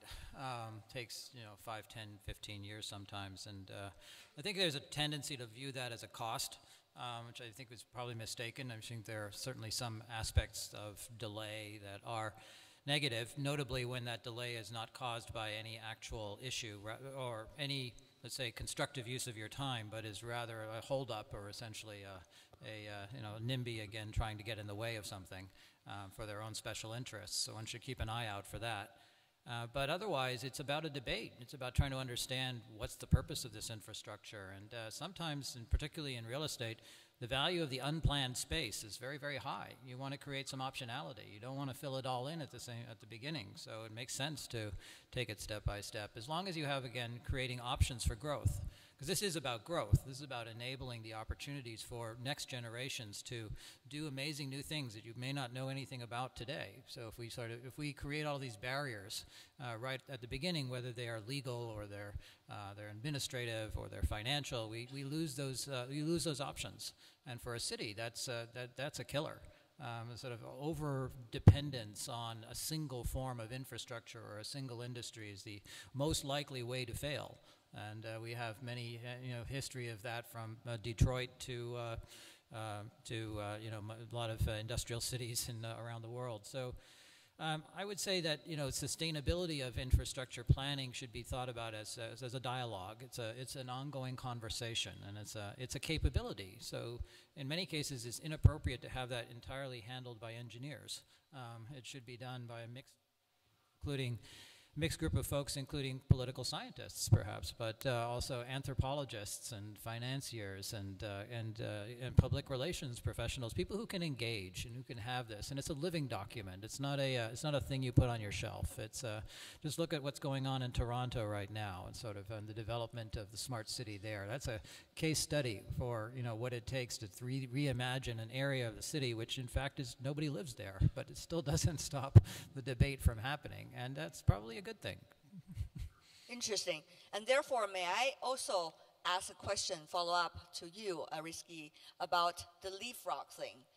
We earlier talked about technology. It's not just technologies that countries can tap into for the leapfrog. It's also about policies. It's also about others who have already hit the wall, and now you don't want to hit the same wall anymore. So from the business perspective, how does that work, the leapfrog process? And how will other players work with business sector, as you are very familiar with, about that? Yeah, talking about leapfrog here, sometimes the numbers are stunning. What businesses, new startups, technology disruptors can help achieve, not yet for the business, but also for the governments and for the countries, especially in the developing and emerging countries. For example, right now, as we branch out, Grab has branched out. No longer we are focusing on the transport, right, hailing. We branch out into other services as well, foods, payments, online agents as well, enabling a lot of micro entrepreneurs in our platforms. So the policy needs to actually, right now, it seems like playing catch up because we're so quick in developing, and we have become a different animal, quote unquote, to governments. Means like we're no longer transport technology. We're everything right now. In fact, we just call ourselves right now an everyday super apps. The amount of the numbers that we have producing, it's stunning numbers. For example, the numbers of micro entrepreneurs in our platform right now has gone to over 9 million micro entrepreneurs right now. And that has branched out to many areas of micro entrepreneurships. Looking at the numbers of the results as well, how we have helped public transportations, now we have reached, just like mid of this year, we have reached to deliver 2 billion rides just a few months ago. If that's translated into kilometers, mileage, in less than 1 year, we have helped to deliver public transportations no less than 6 billion kilometers. I mean, like some people is thinking, what is 6 billion kilometers? If you would like to go to the moon and back, some people say that, profess that I love you to the moon and back. With Grab's mileage, it could actually take you from Earth to Sun and back to Earth 22 times. So that's the numbers that we delivered and the impact that we're giving to not only to the community, but also to the governments. So we need to all embracing each other and then giving the right policy to this. Well, I would certainly love to come back, Yes, from you're the so sun. welcome. Yes, indeed. But when we are talking, I know there are a lot of smart minds in the audience who are policymakers, who are practitioners, who are dealing with some of the issues we mentioned on the stage every day or even on an hourly basis. So therefore, I would like you to do two things. One is to look at this webpage on the big screen and be able to help us to answer one simple and yet gigantic question. What is the adjective that's coming to your mind when you're thinking about cities, particularly inclusive urbanization issue? What is that adjective you have on mind? We're going to have a word cloud coming up. Opportunity, is that the only one? Sustainable, okay. We got more, all coming. See behind you. Sustainable progress. All right, a lot of things coming in. With these words, while you're logging on, your questions. Also make sure you write your questions onto the web page that we have just posted and be able to help us understand some of the key issues you're still searching for answers. Wow, a lot of things coming out already. Eventually, whatever is the largest adjective in word, it's likely to be the mainstream thoughts we have from our audience after today's discussion. So may I also have some questions? Okay. Our Christine already, she and her colleague are working very hard for this panel. Thank you so much, Christine. And has some questions coming from the audience. They copied down already. So, is this the end of this discussion? Wow. It's changing from housing to traffic. See? Very interesting. The challenges and also the solutions all becoming part of the picture. Traffic still taking the lead.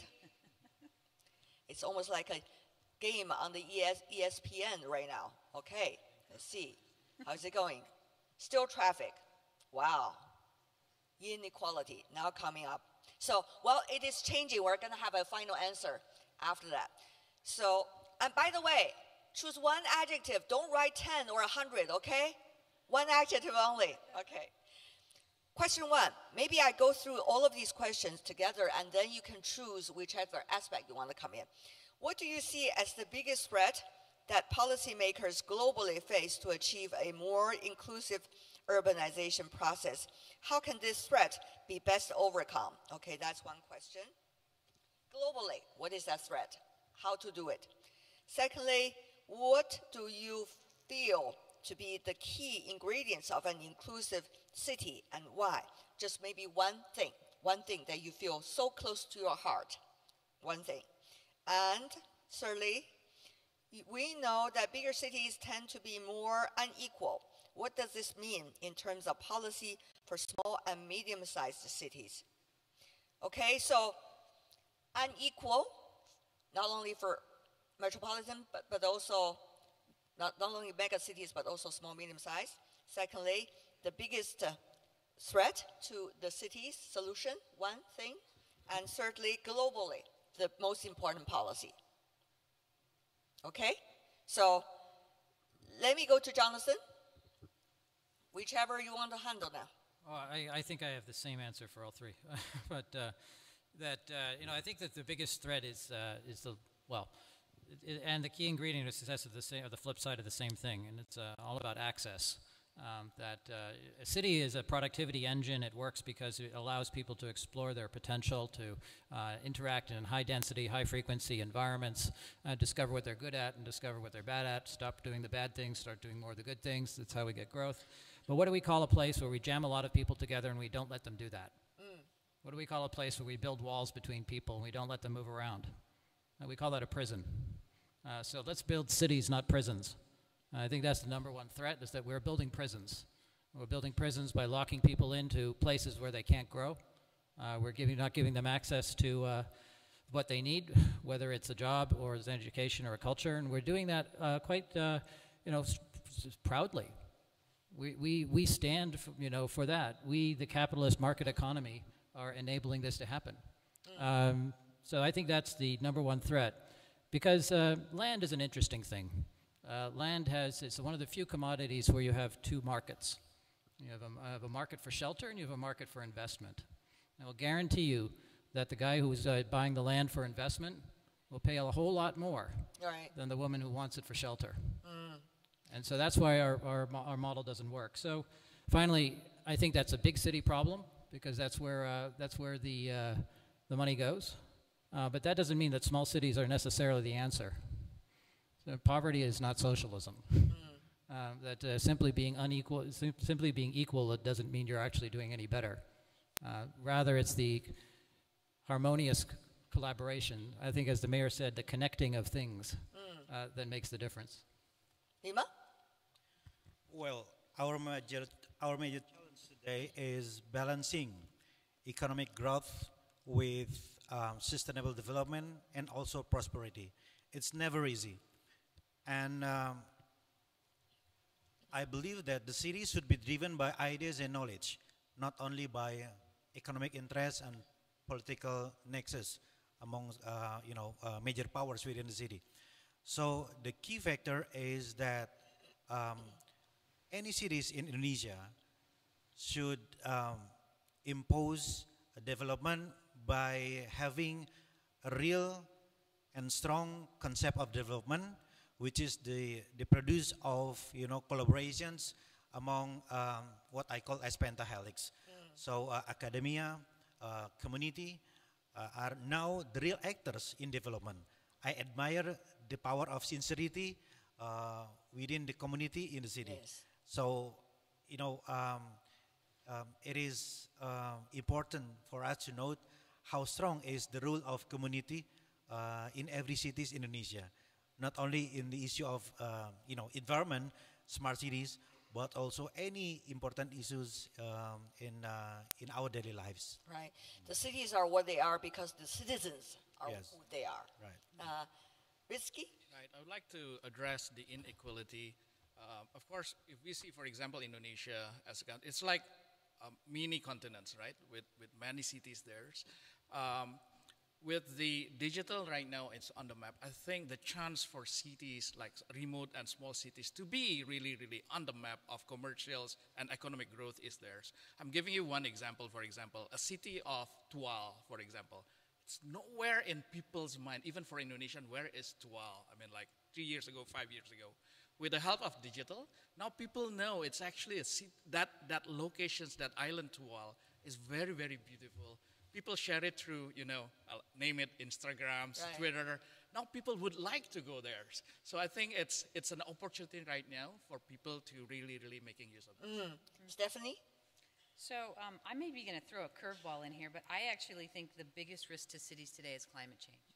And I think it is indiscriminate whether or not you're in a developed country or a developing country. And if we can't collectively find solutions to climate change, I think our cities are going to continue to suffer.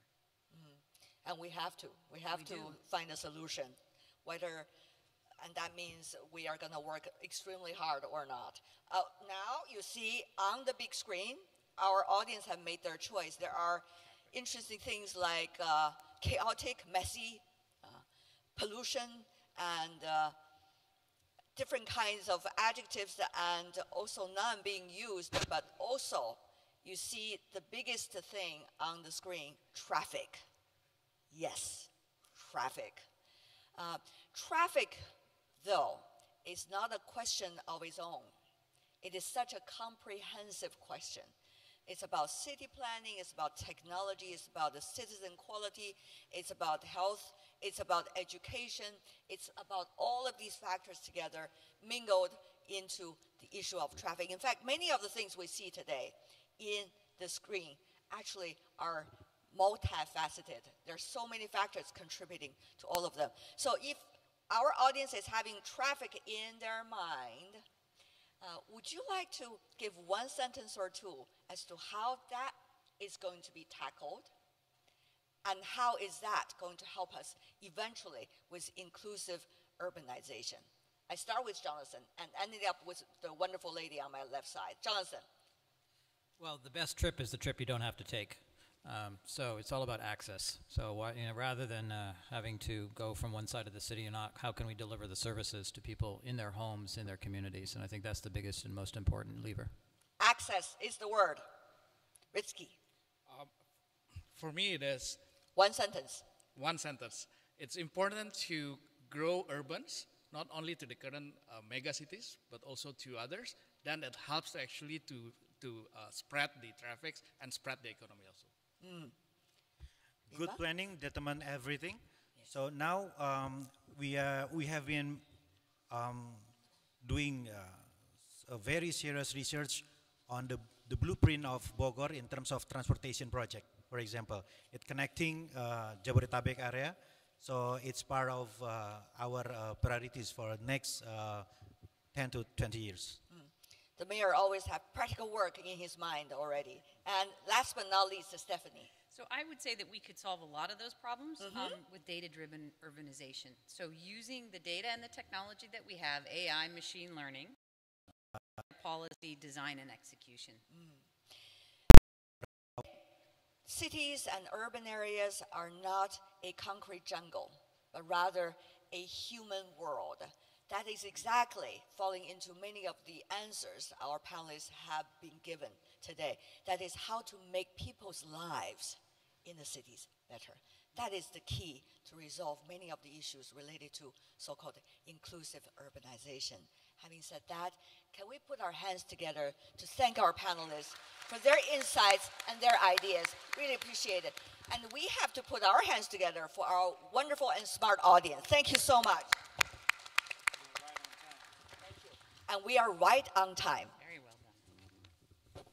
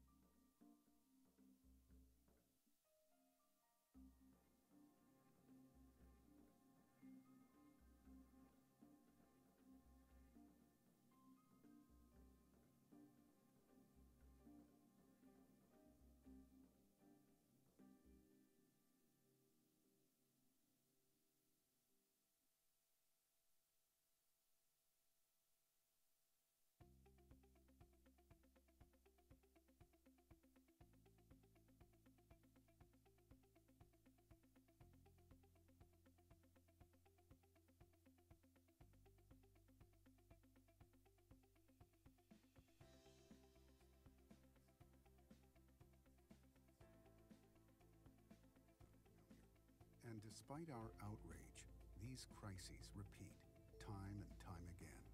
Millions of people are not food secure, and we have people dying at this very moment.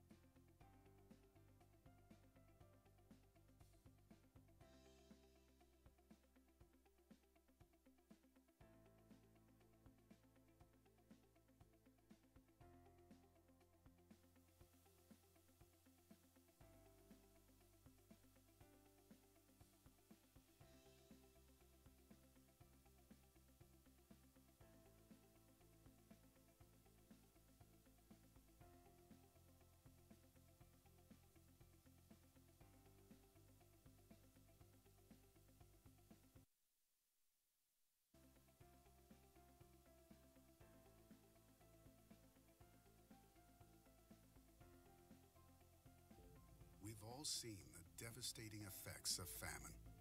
Images of starving children have become far too familiar. And despite our outrage,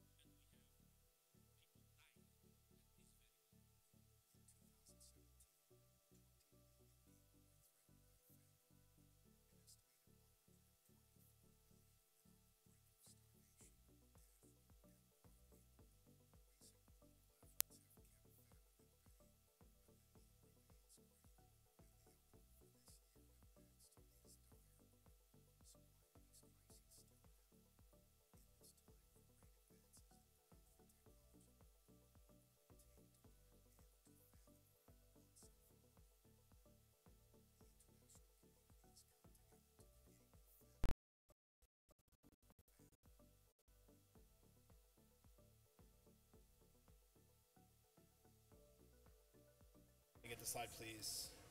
Okay, perfect. And it'll just play through. Yeah, yeah. Okay. As the animation is going, he's just going to talk. He's going to talk through it. Okay, great. Just explain kind of what. Testing. Okay, good. That's good.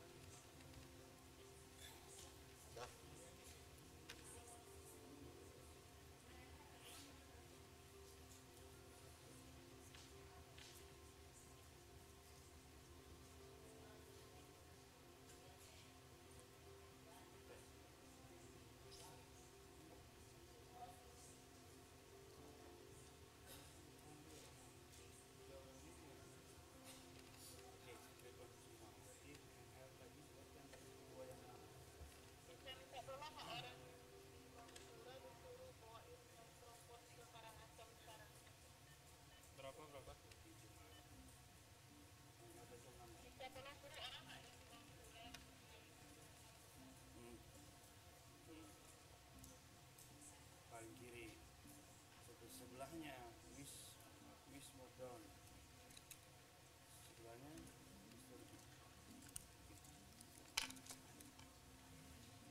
need this. Just this one.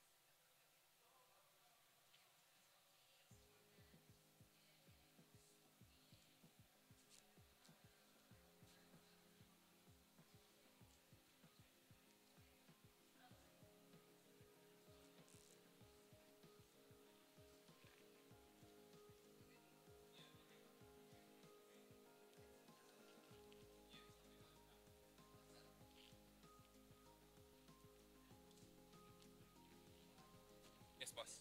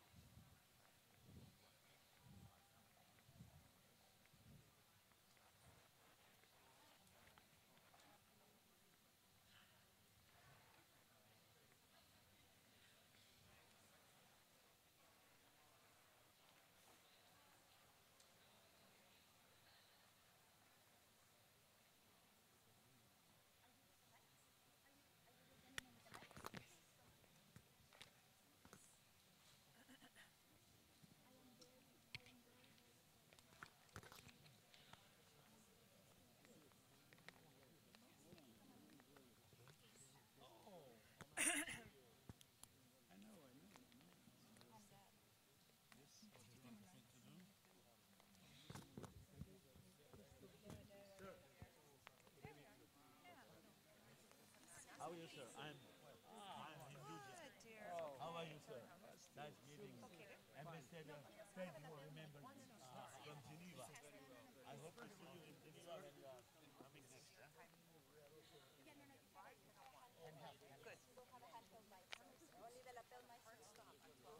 So we look forward to see you in India. I've been there.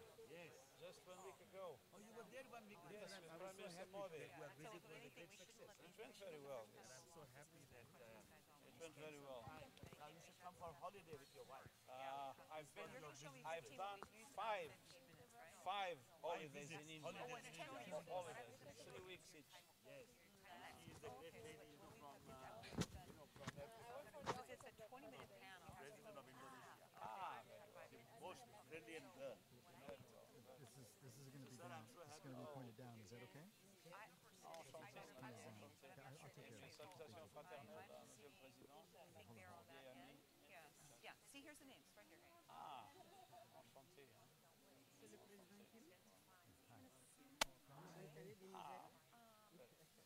Thank you, sir. Nice meeting you.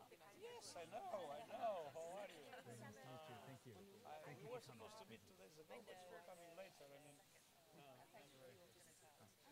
Well, that's probably better. I can decide. You want to stand? Because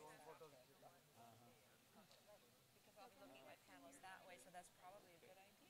Yeah, if you just come stand over there. I think it's going to be. I might. so you are enjoying? Sure. Yes, I mean we've had I'm getting here for a couple of days. No, but I'm saying, You have Joel. to do a selfie. There you go. Yes. Design. Yes. Okay, there you go. The job is fascinating. And the UK is probably the most solid technical preparation in this kind of area. You have a very solid department. You have a very solid department. Oh no, where'd she go? Where's my sheets? Oh no.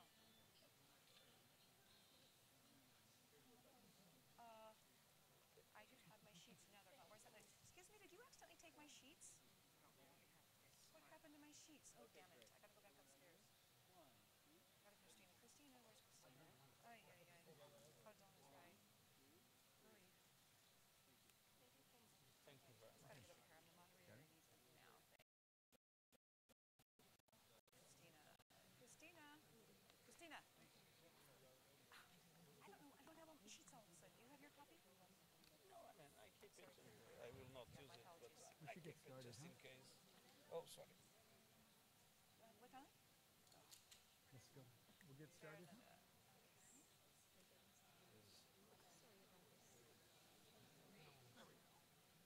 I'll sit down right here and wait. You bet. That's Tim Wong. Okay, now I guess I can wait to put these on until my panelists come on, right? Okay. Yes. What we're going to do is we'll play the video now and when the video goes. Yeah, but what I'm saying is that while I'm... Let's play it. Let's get going. Yeah, we should get going. You're absolutely right. We're going to be late. Thank you for coming and do this. Oh, hi. I didn't see it was you. We've all seen the devastating effects of famine. Images of starving children have become far too familiar. And despite our outrage, these crises repeat time and time again. Millions of people are not food secure, and we have people dying at this very moment. In 2017, 20 million people were threatened by famine. An estimated 124 million have been on the brink of starvation, death, and poverty. Recent global efforts have kept famine at bay, but the need remains great, and the outlook for this year and next is dire. So why do these crises still happen? In this time of great advances in wealth and technology, what will it take to put an end to famine once and for all? The international community has come together to create the Famine Action Mechanism, or FAM. This global initiative, dedicated to ending famines in our lifetime, is like nothing we've seen before. To understand this better, let's talk about the complex reasons behind famine. Famines take place where people are very poor and affected by conflict and war. This makes people much more vulnerable and at risk of environmental shocks such as drought. Nothing about this is easy. fighting famine requires strong partnerships. Humanitarian, development, peace brokers, non-government organizations, national governments, and the private sector all need to come together. This is where the Famine Action Mechanism comes in. Building on the work of existing famine early warning systems, FAM will partner with renowned experts and global companies to use innovative technologies such as artificial intelligence and machine learning, developed in partnership with Amazon Web Services, Google, Microsoft, and others, to give decision makers better and earlier famine warnings. Having data and technology at the forefront of crises prevention is both exciting and very promising. Identifying these areas faster means more and better options to prevent crises from becoming catastrophes. History tells us that early warnings do not always translate into early action. It often takes a long time to get the funds needed to get aid onto the ground. These delays lead to significant losses of resources and lives. We can do better. FAM will link early warnings with pre-arranged financing. Once an early warning is triggered, funds begin to flow. Everyone responds faster and more effectively. But FAM isn't just about crisis response. It will also scale up investments to tackle the root causes of famine. And instead of a patchwork of efforts, FAM will provide a way to bring people and institutions together to better address the growing risks of famine. The Famine Action Mechanism provides a crucial bridge between the humanitarian and development communities to end one of the world's worst crises for good. We're taking much quicker, immediate action, not only to address the current crisis, but to build resilience for tomorrow. Before, we only had a way to respond. Now, we have a way to prevent. Join us to end famine now.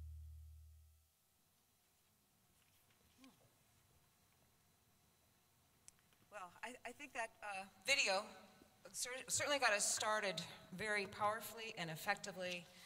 I'd like to start by welcoming you here. Thank you for joining to be part of this discussion, which is kicking off something that isn't just a good idea, isn't just something we hope will work. It is something that must work. Mitigating famine risk, that's what we're talking today. I think you could even say eliminating famine risk now and forever through the Famine Action Mechanism, which you're going to learn so much about. By the way, I'm Kathleen Hayes, and I just want to say how honored I am to be even the tiniest part of such an important event. A couple of housekeeping items, I should say. If you're following on Twitter, the hashtag, and let's all tweet, End Famine. Two of our panelists today are going to be speaking in French. So if you haven't picked up your interpretive device, you can get one at the table, raise your hand, maybe someone will come get it for you, but please, so you can understand everything, get that taken care of now. So as we focus on international efforts to end famine in our lifetime, let's welcome to this stage two very special guests who really don't need an introduction, but I shall. United Nations Secretary General Antonio Guterres and President of the World Bank Group, Mr. Jim Kim, the two organizations working together on this Famine Action Mechanism.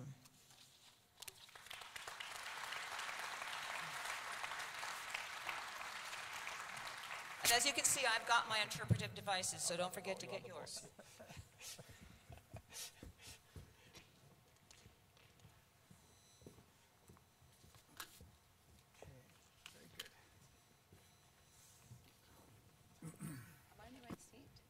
Yes. Okay.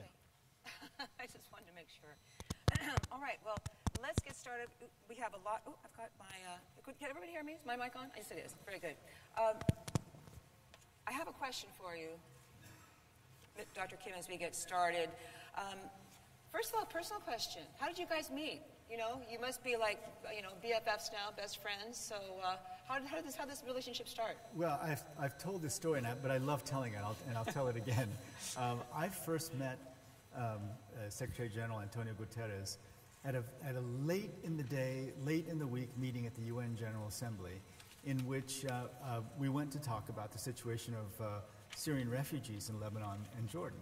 And these meetings are generally very formal affairs. And we spent all our time recognizing minister this, minister that, and read statements. And Antonio just hit us across the head with his passion and his just searing sense of justice about what was happening to Lebanon and Jordan, but also what was happening with the refugees. And so it just struck me immediately that this man is a visionary, and he also made me feel that we had to get involved. And so that was really the beginning of the World Bank and the UN working together very closely on operational issues. And what Antonio said was, we're mostly lawyers, but we find ourselves doing development work because these refugees are in these camps for 20, 30 years, and that Jordan and Lebanon are literally buckling under the weight of these refugees, and we're not paying attention. So that started it off, and then over the past 6 years, the relationship has just grown. So, and how interesting. May I say something on this? Go right ahead, Doctor. Because, we have been struggling for years and years with the so-called humanitarian development divide. Humanitarians who tend to be responding to humanitarian crises and whatever, but not really thinking about the future. And development agents who tend to come late when the humanitarian problem was solved. And this divide has been one of the reasons why I believe we as the international community have not been effective in making sure that we are not able to respond to crises, but we are able to prevent them and at the same time to establish resilience in relation to the future. And what I believe was crucial for this divide to be bridged was to bring the World Bank into a humanitarian development perspective, beyond what it is the core of the activities of the World Bank. And there, I think, Jim has been absolutely amazing. And one of the things I remember with, again, the Syrian refugees, the way you have convinced the board to have concessional funding to middle-income countries, Jordan and Lebanon, because they were under the shock of a humanitarian, dramatic situation. And now, I think the cooperation that we have established is one of the fundamental elements for the whole of the international community to bridge this gap between humanitarian and development. And the FAM is exactly that, Well, is to bring together these two aspects. And let me just interject. I don't know how just right this is, but the refugee problem is big. It's big around the world now. You've got refugee problem in Europe. You've got refugee problem in Latin America. So all the more timely for this to be. But Dr. Kim, back to you.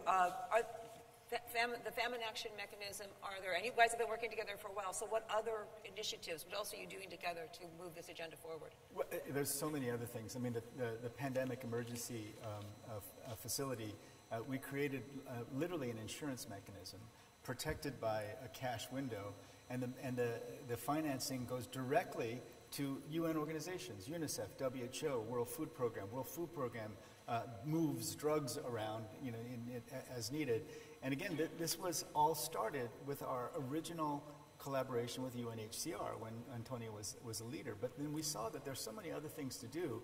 And that's also the success with the pandemic emergency facility, which really helped to stop the first Ebola outbreak in the Democratic Republic of the Congo.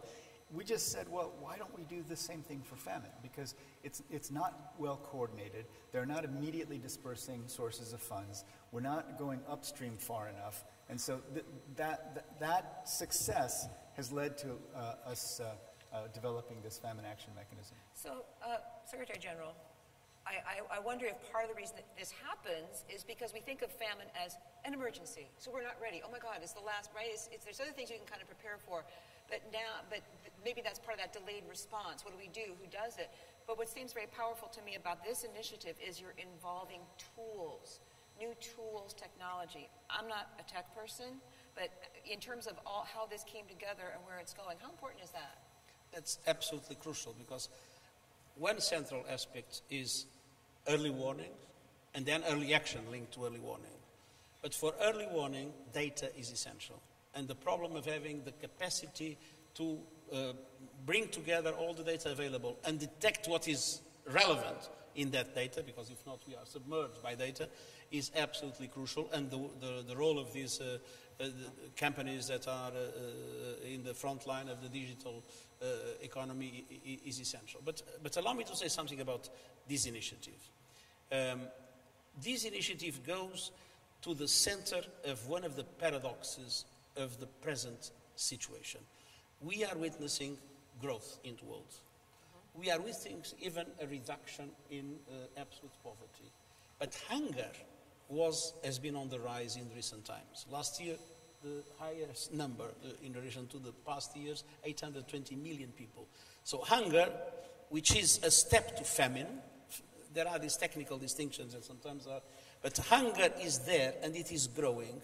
And there is a linkage with conflict, and there is a link with climate change, there is a linkage with many other things. And we need to have much more effective tools to detect things before they become a reality. We did last year, as you know, a response, preventive response to the possibility of famine in 4 countries, South Sudan, Somalia, the northeast Nigeria, South Sudan, Somalia, and Yemen. And the World Bank was extremely supportive in that effort. But we need to have a systematic capacity to detect where famine can occur, to prevent it, and then to be able to create conditions of resilience in societies to make sure that we are able not only to respond to crises, but to make sure that those crises will not occur. Dr. Kim, so I think you mentioned this on the way into this conversation, or someone did, that you think of it as a humanitarian problem, but actually it seems to me this is a new approach. You want to bring structure, you want to bring organization. So is that partly what the World Bank, which has a vast structure, vast global organization, is bringing to this? Well, it's not so much that we bring the structure, but we can bring often financing. So we spend $3 billion a year on food insecurity. And so the commitment we're making is once we get this information together, can we just show the slide? Is the slide available? Right? So is this a slide you have to explain to non-tech, non-nerds take a quick look at this, all right? So excess deaths start in 2010. This is the last famine. Okay. But the money doesn't flow until the deaths go up, right? So the red line is the deaths. And so what if we had intervened back here early in this slide? And that's the whole point. If you intervene early, you can save costs, about 30%, but that's not the point. The point is that during a famine, children on average lose 2 centimeters of their height, meaning not only are they hungry, but their brains aren't developing. And so, and not to be too clinical about it, but they also lose a lot of income, future income. So we just launched our Human Capital Initiative, where we are committed to ensuring that every child has an opportunity. Children who grow up through these kinds of famines are not going to be able to compete in the digital economy, that's for sure. And so if we can show the other slide, this is a very nerdy slide, but what's the difference? Okay, so right now, we collect data every 6 months. Do we have the other slide? Next slide. Yeah, we do not have the other slide. Okay, let me just explain it. So right now, we collect data on potential famine every 6 months, and it takes a huge effort to collect it every 6 months. This is going to allow us to collect data literally every day. Not necessarily collect data, but in addition to the studies, we look at all the other information, agriculture, rainfall, drought, and put that together. And so literally every day, we can have a sense of where we are, and we will be then able to respond much more quickly. And we're ready to put our $3 billion, we have a crisis response window, we're willing to put our money together to say, let's figure it out. And it might be that there will be specific organizations, UNICEF, World Food Program, which are many of the UN agencies, just like in the pandemic facility, will be designated as recipients. And so they don't have to wait. What happens now is that the organizations, the International Committee of the Red Cross, are all waiting to see if, will it get bad enough so that the funding will flow and then we can act. In this case, we will have made pre-existing arrangements that if it hits this level, the World Bank and others will make the money available, it will go to these specific organizations, and they'll be ready to go. That certainty makes all the difference in the world. Mr. Secretary General, just give me one example in particular of something that was done last year when you came in early, and you just mentioned the 4 countries that were at risk. What would you say was the most important thing that you did? If you look at Somalia, that I think was related to Somalia. In Somalia, it was exactly as it was said. Only when people start dying in big numbers was possible to mobilize the international community financial and to then be able to act on the ground. What we did last year, but we didn't yet have the mechanism, was to detect early the situation and to make a very strong appeal before famine erupts, except with a small area in South Sudan, but it was already happening. And the truth was that thanks to the World Bank and also to the good response of the donors, it was possible to mobilize funds, and action was already on the ground. It was possible to avoid famine. But to avoid famine doesn't mean to avoid hunger. Right. And doesn't mean to avoid stunting. That's right. It was famine, which is the worst situation. Now, what's interesting about FAM is that you bring together three things. You bring together data, analysis, capacity to detect situations. You bring together financing, and then implementation. Yeah. And so the three things, instead of being separated, are put together in a collective response that prevents, reacts, and creates resilience for the future. And for Somalia, there were 78 reports that were saying famine's possible. We have to pay attention before the big money started to flow. Our hope is that the response will happen immediately when we get the first reports. And we're hearing from the Minister of Finance of Somalia in the second part of this presentation. And this is the kind of thing you almost wonder, gee, why didn't we think of this sooner? But quickly to you, tech firms coming to the table, got some names we're all going to recognize, and just because their stocks have been hit lately, I don't think that's going to affect this effort. Can I suggest why? I mean, so why hasn't this come together sooner? And I have to be honest, a problem in development is that so many agencies are focused on solving their problem instead of solving the problem, right? And so, again, this whole thing changed with the leadership and the passion of Secretary General Guterres, basically saying, stop thinking about your problem. I don't care who does this. This is the problem. Let's try to solve it. And what I mean by that is that development agencies compete for funding, right? And so going out there, competing for funding, competing with each other, it becomes a story of their organization rather than solving the problem. And so it's been very disjointed, disorganized. And so what we're saying is, if you are good at responding, we will put the money on the table, and then you're going to get that money automatically, right? But you have to prove that you're actually good at doing the response. Now, it just takes leadership to get past every organization thinking about their own organizational well-being and thinking about what it takes to solve the actual problem. And so it's like this whole thing, we are the world, you put your ego at the door.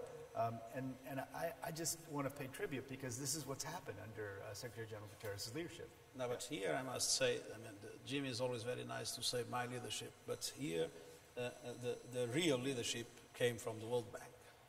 And the World Bank has a very important advantage on this, which is, if you look at the response involves many organizations. Yeah. But from the financing point of view, the World Bank has an absolutely central position, which gives the leadership of the World Bank a much more effective capacity to mobilize all the others. Because obviously for those that are on the ground, that feel the need of funding, that want to act, to see that there is a very solid institution that guarantees that if the data tells you, you need to act, and that those that are there are ready to act, the fact that there is an entity that puts the money up front and unites because of that those that are supposed to act is absolutely fundamental. Well, okay, so final word. No, I just I have an ulterior motive in pointing out over and over again why his leadership is so important.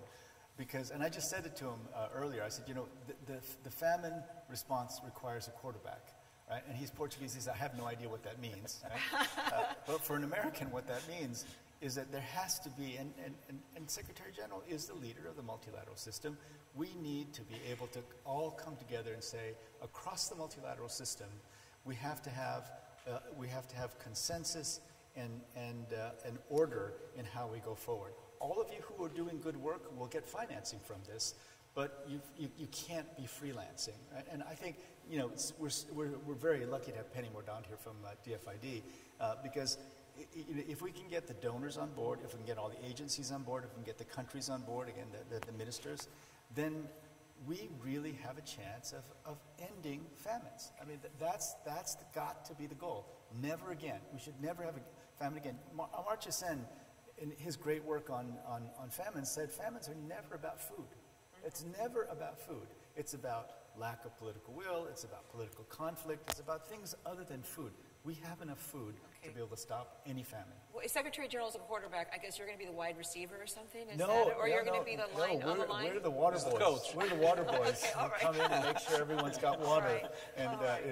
is going forward. The players are the UN agencies. All right. Well, I think you've got a pretty good team shaping up here. So thank you, gentlemen. Thank you very so much. Let's give a nice round of applause as we welcome our panel to the stage to really put some specific ideas and experiences on this very important discussion, which they have clearly laid out for us. And don't you love it when people meet in life and become friends and helps lead to things like this? So I'm going to be introducing them now. Ms. Penny Mordaunt was just mentioned. She's Secretary of State for International Development in the United Kingdom.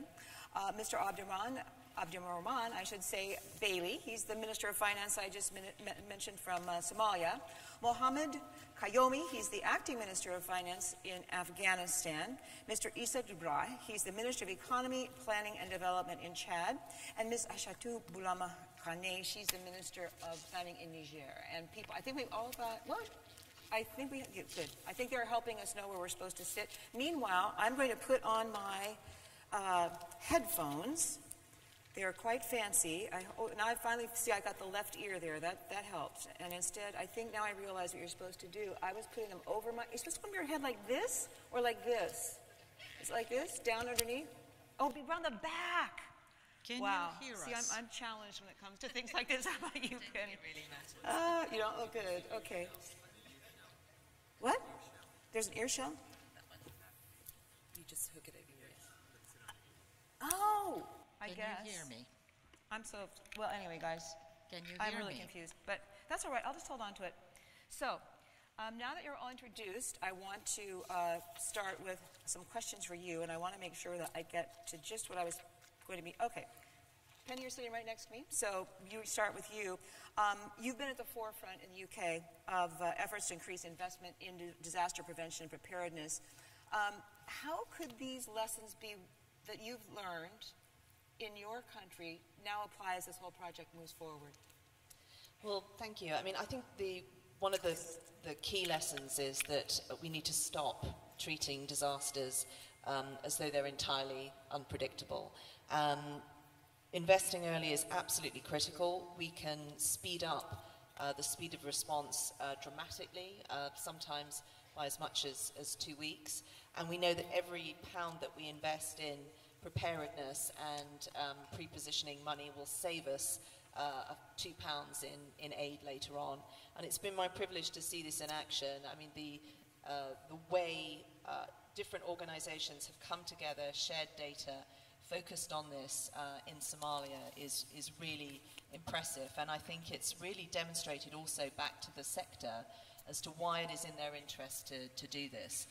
It's highly motivational for humanitarian workers to actually see them being able to get ahead of the problem, prevent immense human misery, save lives, and I think that they find quite often the frameworks and the competition that's set up frustrating to work in. So I think where we've had those successes, we need to learn from them. We are a huge supporter of the new crisis platform and the GRIF as well, and we just have to make sure that we're monitoring, we're gathering the data, we're predicting. We can do that much better now.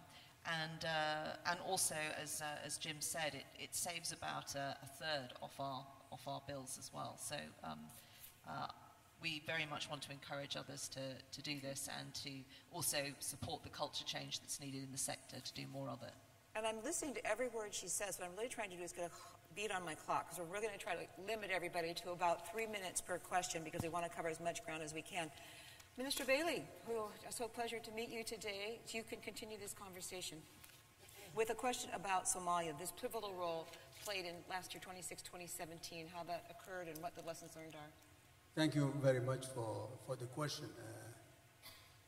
I am very pleased to be here and to be part of a very serious discussion about famine. Of course, I'm from Somalia, and Jim Kim and Antonio Guterres, and everybody talks about Somalia and the famine. Somalia has been associated with famine for many, many years. In fact, every few years there is a famine. There is a drought every 4 years. And 1 year, every 4 years, there is also floods. And so ever since I remember, there was always famine. And I don't think there is any Somali who cannot tell you that one of their family members have been affected by famine, died from famine. And so it's something that we are very familiar with. But we are very pleased that everybody now, collective effort is taking place. I am very pleased that there is the farm program. I think it's a very, very useful program. I have read it very thoroughly. The 3 items, the data collection and financing and implementation, and all the 3 of them are very, very important. I would say that Somalia is the only country, I think for the last few years, maybe 10 years or more, that drought led to famine. Drought led to famine. There is drought, there is hunger everywhere, in many places. But Somalia remains to be the country with the highest probability that drought will lead to famine. A case in point was, of course, 2011. 7 countries in the Horn of Africa were severely affected by drought. And the red dot where the famine was in the center of Somalia. And so really, and this is all exacerbated by, of course, the conflict and the problems that we had for many years. So I'm very thankful that these programs are coming in. Now, I'd like to advise that while these are very important, I think every country has its own unique peculiarities that needs to be addressed. Now, the famine in Somalia affects people with livestock. So your data analysis, I advise 2 things. 1, listen to the people who are there on the ground. Even if they are uneducated, they know that famine is coming. And they will tell you. There is a Somali saying that says, I know what this sky will do because I have been there all my life. And my dad told me, and every dad told me. So they know, and that's how they manage their livestock. They know it's going to rain next year, today. And next year, they will tell you something. And there is a value to that. Number 1. Number 2, I think we should, in your studies, we have to study the characteristics of the source of livelihood of these people. Livestock being one. And therefore, I suggest to Secretary Guterres and your leadership, WFP, I think we have to develop a window for livestock feeding. A window for livestock feeding, because it is the beginning of famine. It starts with livestock. We are all running around when all the livestock is gone. And people are queuing, going to places, to refugee camps, congregating. That's when we all start with humanity. But before that, if we can have that window for livestock, if we can save the livestock, I can assure you we can save a lot of money and a lot of life. Mr. Vink, I want to stop you right there because I think you made a powerful point, and I don't want you to move on because your point just sits well in his ears. Minister Kane, how is your government managing the risk of food insecurity in Niger, and how do you expect the FAM and this UN World Bank partnership to help you? You tested? Speak, let's see how it goes. Yeah, good. Merci. Thank you. Allow me first and foremost to welcome this initiative, which we believe contains 2 major actions. The first one is prevention. The second being taking care of famine within a partnership, active partnership, which is global in nature. Niger, my country, is very pleased with this initiative, which comes to confirm our action for the prevention and management of crisis. Given the recurrence of food crisis, Niger has implemented since the 80s a prevention and management of crisis that was strengthened in 2011 by what we call the 3 free and initiatives. Nigerians feed Nigerians, which means specifically that in Niger, drought should no longer be a synonym for famine. Our mechanism includes a number of elements, a number of cells. The one which is an early warning system within which, and it's a system that we're trying to constantly improve, we have a climate prevention and weather projection system. We also have a food system. We have a humanitarian coordination cell to react to crisis, and we have a social safety net cell for the protection of population. So a better taking into account of the effects of catastrophes of any sort each year, following this evaluation that I describe and the identifications of those areas that suffer lacks and gaps in the area of food. We have a coordination mechanism, and Niger has this mechanism of $400 million to ensure the safety of 2 million people. We have used so far $141 million, so we have over $200 million to mobilize in order to deal with to help the people within this contingency plan. The goal is to increase the resiliency of population, be they farmers or people who live with husbandry, animal husbandry. This development program is to help in the case of crisis and manage those crises. Allow me to take advantage of my intervention to say how much the United Nations are paying attention to the way in which we manage the situation. All right, Mr. Kane. Thank Minister Kane. Madame la Ministre.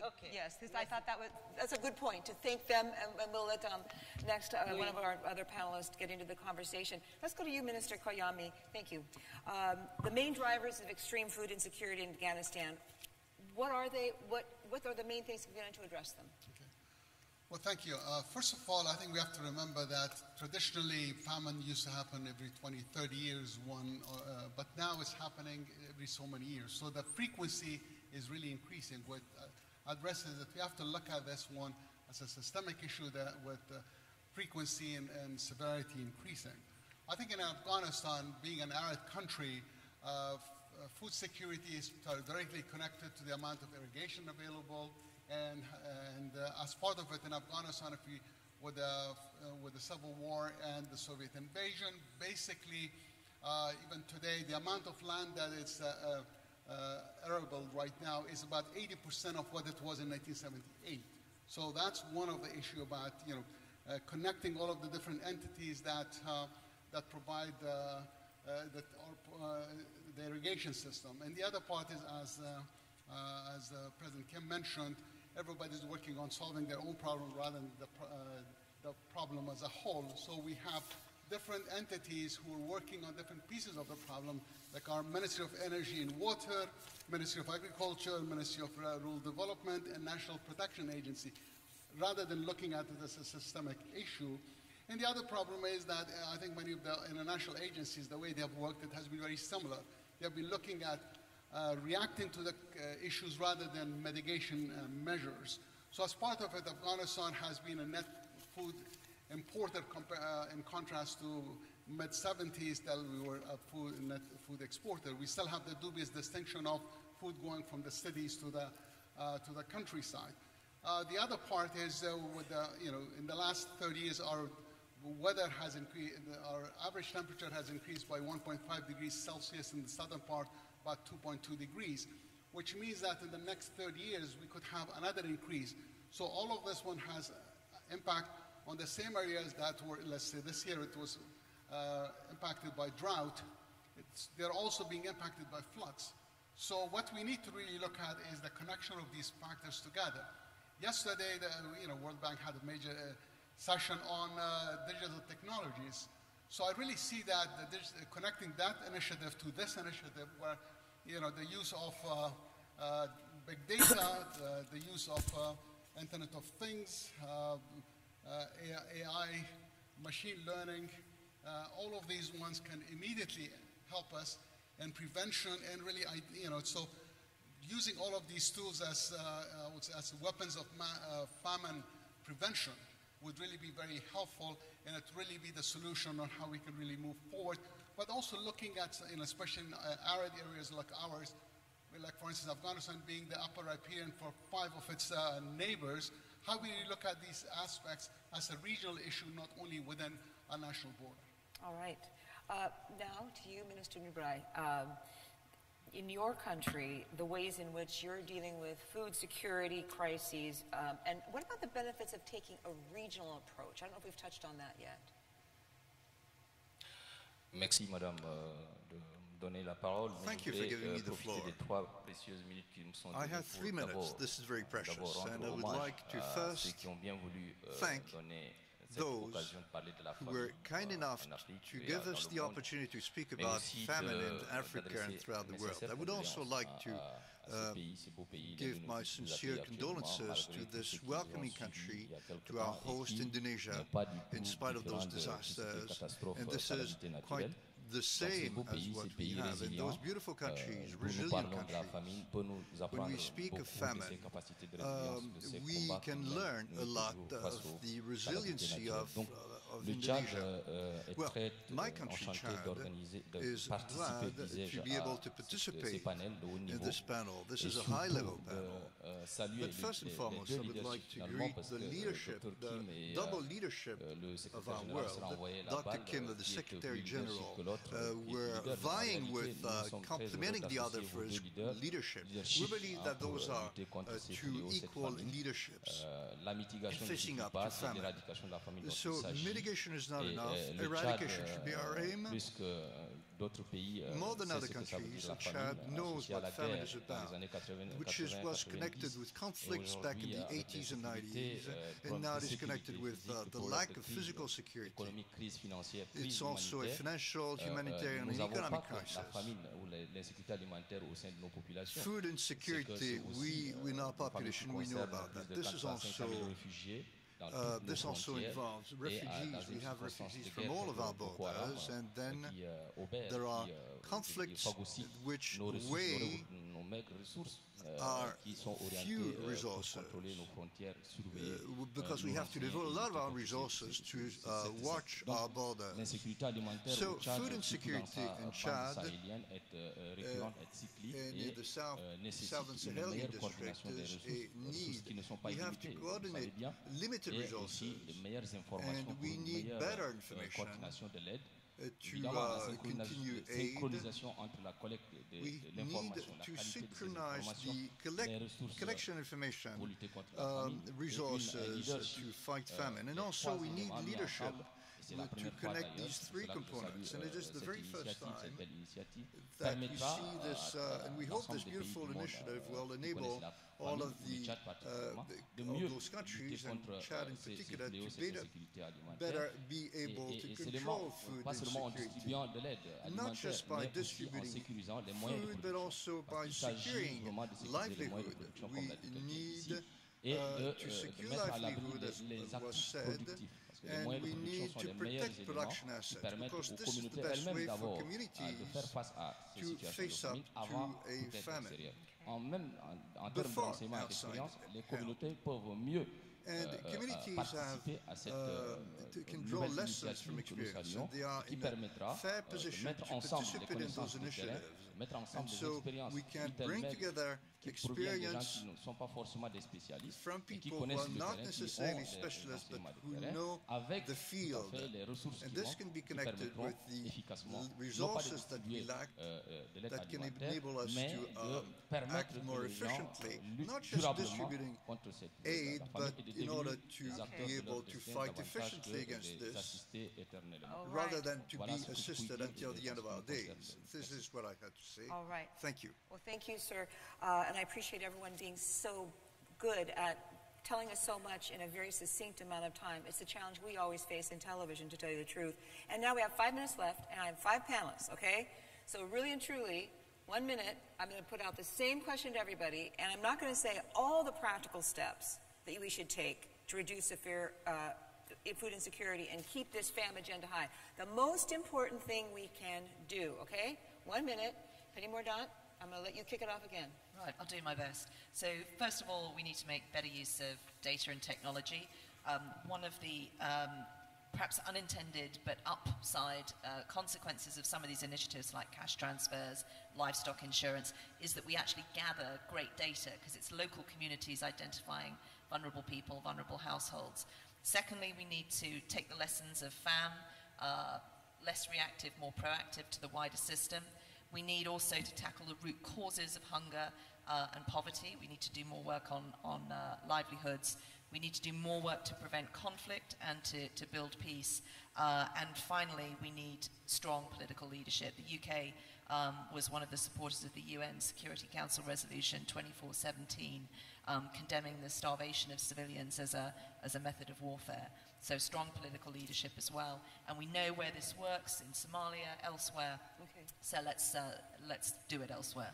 She said Somalia. I got to go next to Somalia. Minister Bailey. Thank you very much. I think that ending famine is a collective effort. I think it's an effort that needs the collaboration of everybody. So we welcome everybody coming in, and I think we are there because of the international community. First suggestion will be that we continue that. Second suggestion is that Somalia is now in austerity program. We are ending violence. We are ending fighting inside the country. We are establishing a government that's responsible. We are working under the IMF staff monitoring program. And at the end of the day, we have to be able to access resources so we can invest in areas where livelihoods are very important. Agriculture, water resources, we have to be able to do that. So at the end of the SMB program that we are in, I hope that the international community will allow us to get rid of the debt overhang so that we can get access to the IFI resources, concessional resources, so we can invest in areas that are very important. Thank you. Oh, very well. Minister Kane. Merci beaucoup. Thank you so much. Je pense que le programme FAM, I believe that the FAM doit mettre beaucoup l'accent should emphasize sur un meilleur ciblage des a better targeting sur la coordination et l'amélioration de la prévision et de l'analyse des données climatiques. Prediction and analysis of climatic data. Les dispositions de mieux prévenir. We need to be able to better prevent those crises. Deuxième That's my first point. Second recommendation. Mobiliser effectivement les financements. We want to effectively mobilize financing pour adresser les vrais problèmes. In order to address the real les vrais problèmes qui sont d'ordre développement, mais aussi development issues, but also c'est les deux recommandations principales que je ferai pour que je souhaite bon vent à l'initiative femmes qui allegiance issues. This is what we should do in order to strengthen what we already do in our countries. Minister Kane eloquently and effectively put. Thank you. So let's go next to Minister Kayomi. Well, I think as we talked about digital technologies, one of the things that could help us is predicting and developing models that would really see where we can, how these cycles are changing. And also as the weather patterns are changing and we're seeing higher temperatures, how can we look at new specimens for better yield from the same land? How we can really look at issues of cold storage and like for instance in our part of the world, leveling the agricultural field could improve the yield quite a bit and reduce the water usage. But the other part would be is how we can really develop, the planning is going to be the impact in terms of implementation, how we can really have, maybe do desktop exercises like we do for other type of crises. We need to do the same for famine, so especially with a higher frequency, this would really help us be able to get the help as quickly as possible because our existing normal bureaucratic systems do not respond very well to a crisis. So we need different type of organization structures specifically for crisis, and this will be one of them. Minister Dubai.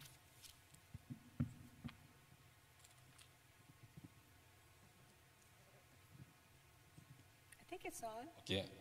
Merci. Pour le Tchad, je voulais dire simplement que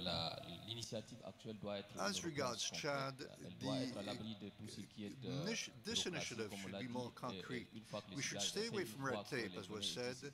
Once you have the data, you have the financing, we need concrete responses so that people can speed up development. Famine spells a failure of development, so you need an effective response in terms of development. Resources should be geared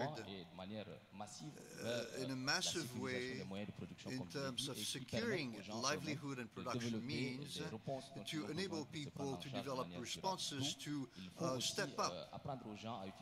And we need to teach people to better use connectivity and data in order to predict when famines are on us so that they can be alerted and so they be able to tell us what they need. We should give the proper information in the field so that resources can be brought quickly to the field rather than to administrations.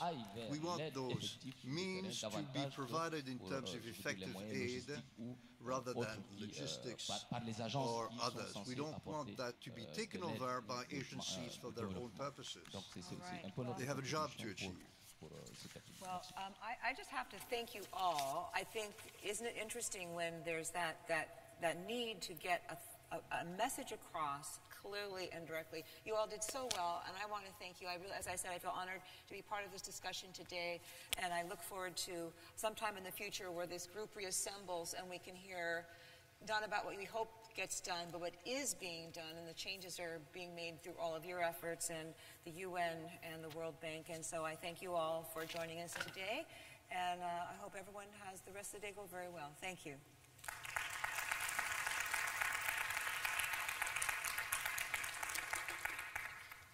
Oh, that was great. You guys did well. My goodness.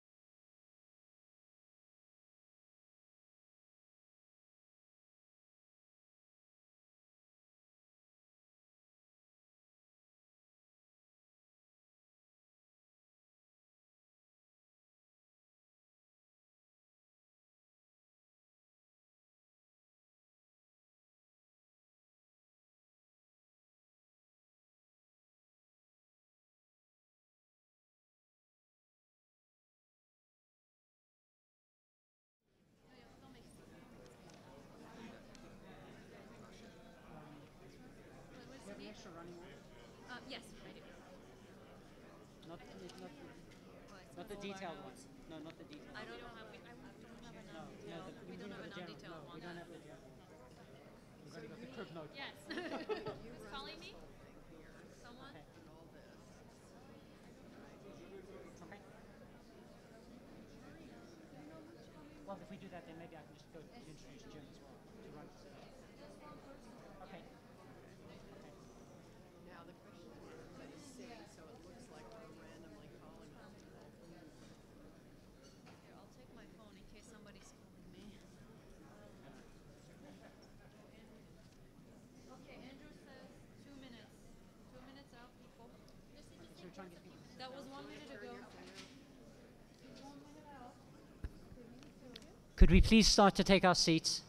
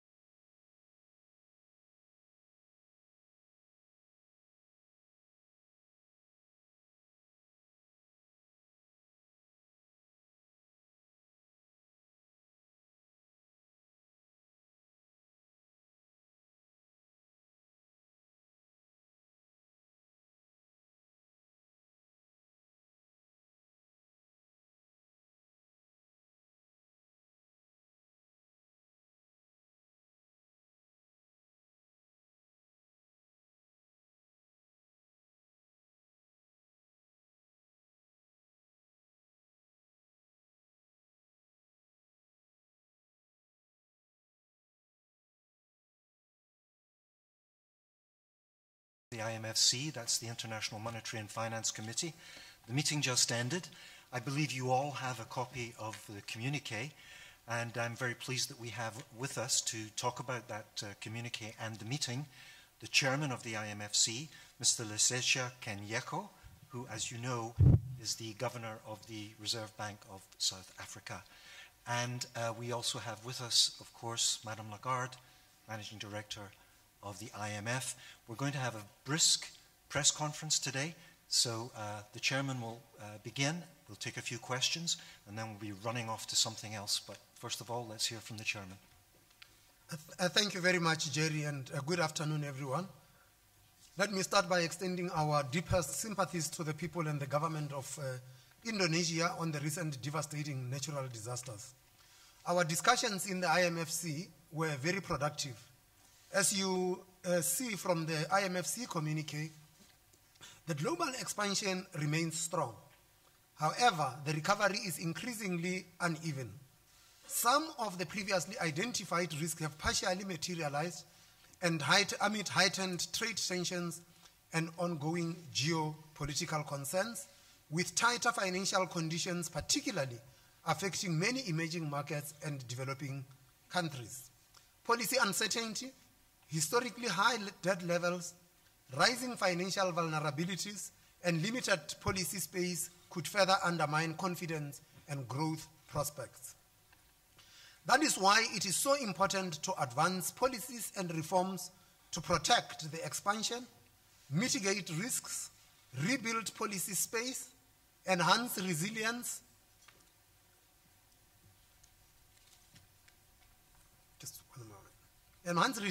and raise medium-term growth prospects for the benefit of all. That means ensuring growth-friendly, flexible fiscal policies and rebuilding buffers where needed, having data-dependent, well-communicated monetary policies, and advancing financial and structural reforms. The communique also recognizes the need to continue to step up dialogue and actions to mitigate risks and enhance confidence in international trade. To support this, we will continue to work for a fair and modern international tax system, strengthen collaboration to leverage financial technology while addressing associated risks, and tackle sources and channels of money laundering and other illicit finance. We will also refrain from competitive devaluations or otherwise target exchange rates for competitive purposes. To address concerns about rising debt vulnerabilities in many countries, we are working together to enhance debt transparency and sustainable financing practices by debtors and creditors, both public and private, and to strengthen creditor coordination in debt structuring situations. We will also continue to support efforts to achieve the 2030 Sustainable Development Goals. Finally, the committee reaffirmed its commitment to concluding the 15th General Review of Quotas and agreeing on a new quota formula, and called on the Executive Board to work expeditiously towards its completion by the spring meetings of 2019 and no later than the annual meetings of 2019. Before taking your questions, I would like to express our deepest appreciation to the Indonesian government and its people for the hosting of the 2018 annual meetings in Bali and for their warm hospitality. Thank you. Thank you very much, Mr. Chairman. So let me turn to, thank you for that.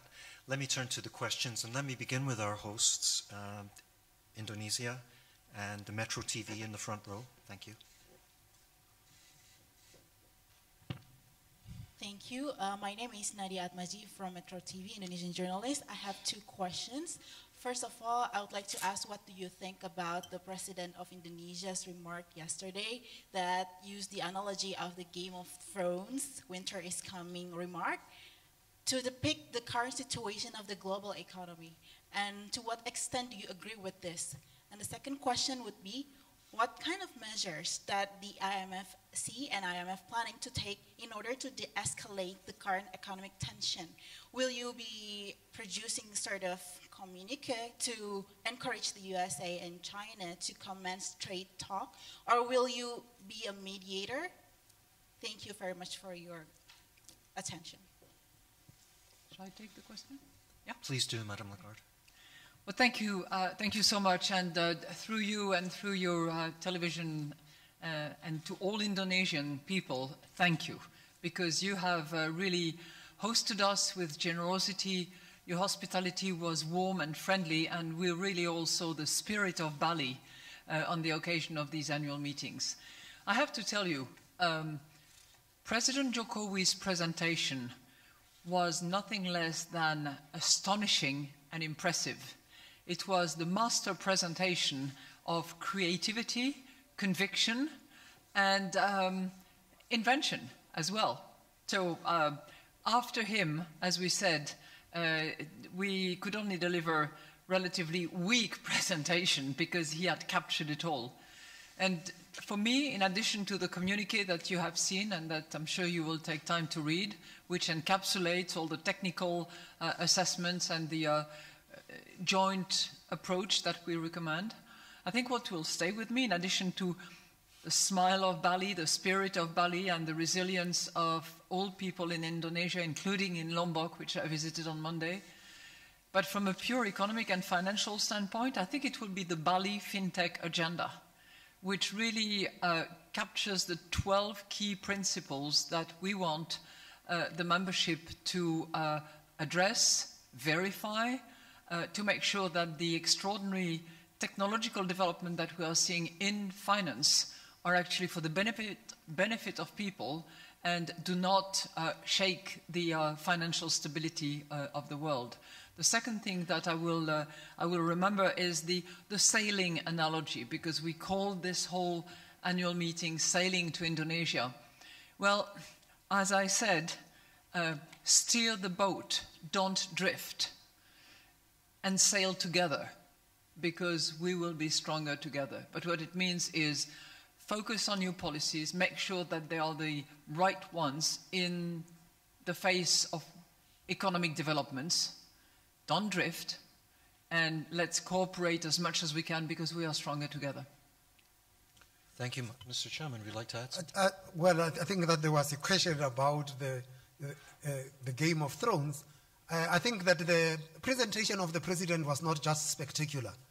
It communicated very complex issues in a very simple manner, using stories that people are familiar with. Whether you are talking about trade tensions or you are talking about global cooperation, the president communicated it in such simple terms, and I think that you could be proud to be led by a man like him. Thank you, Mr. Chairman. Let me take Bloomberg in the front row, please. Right here, front row. Thank you very much. Enda Curran from Bloomberg News. Question for Madame Lagarde. Two, if I may. Firstly, will you travel to Saudi Arabia for the Davos in the desert? And secondly, could I ask you to sum up the mood here? There was a lot of talk about risk, but also a lot of talk that the global economy is doing quite well. Is there a disconnect or any kind of consensus? Thank you. Okay. Well, on the second one, I think the consensus is that the growth is strong and positive. 3.7% is way above the average growth that we have had in the last 10 years. But it's plateauing. So I think it's not inconsistent to have a plateaued growth and downside risks that are the clouds on the horizon, some of which have begun to open up, which is why, both in terms of the level of debt around the world, we've given strong recommendations, and in terms of trade, de-escalate and please dialogue is clearly certainly our message from the IMF. Now, on the other topic,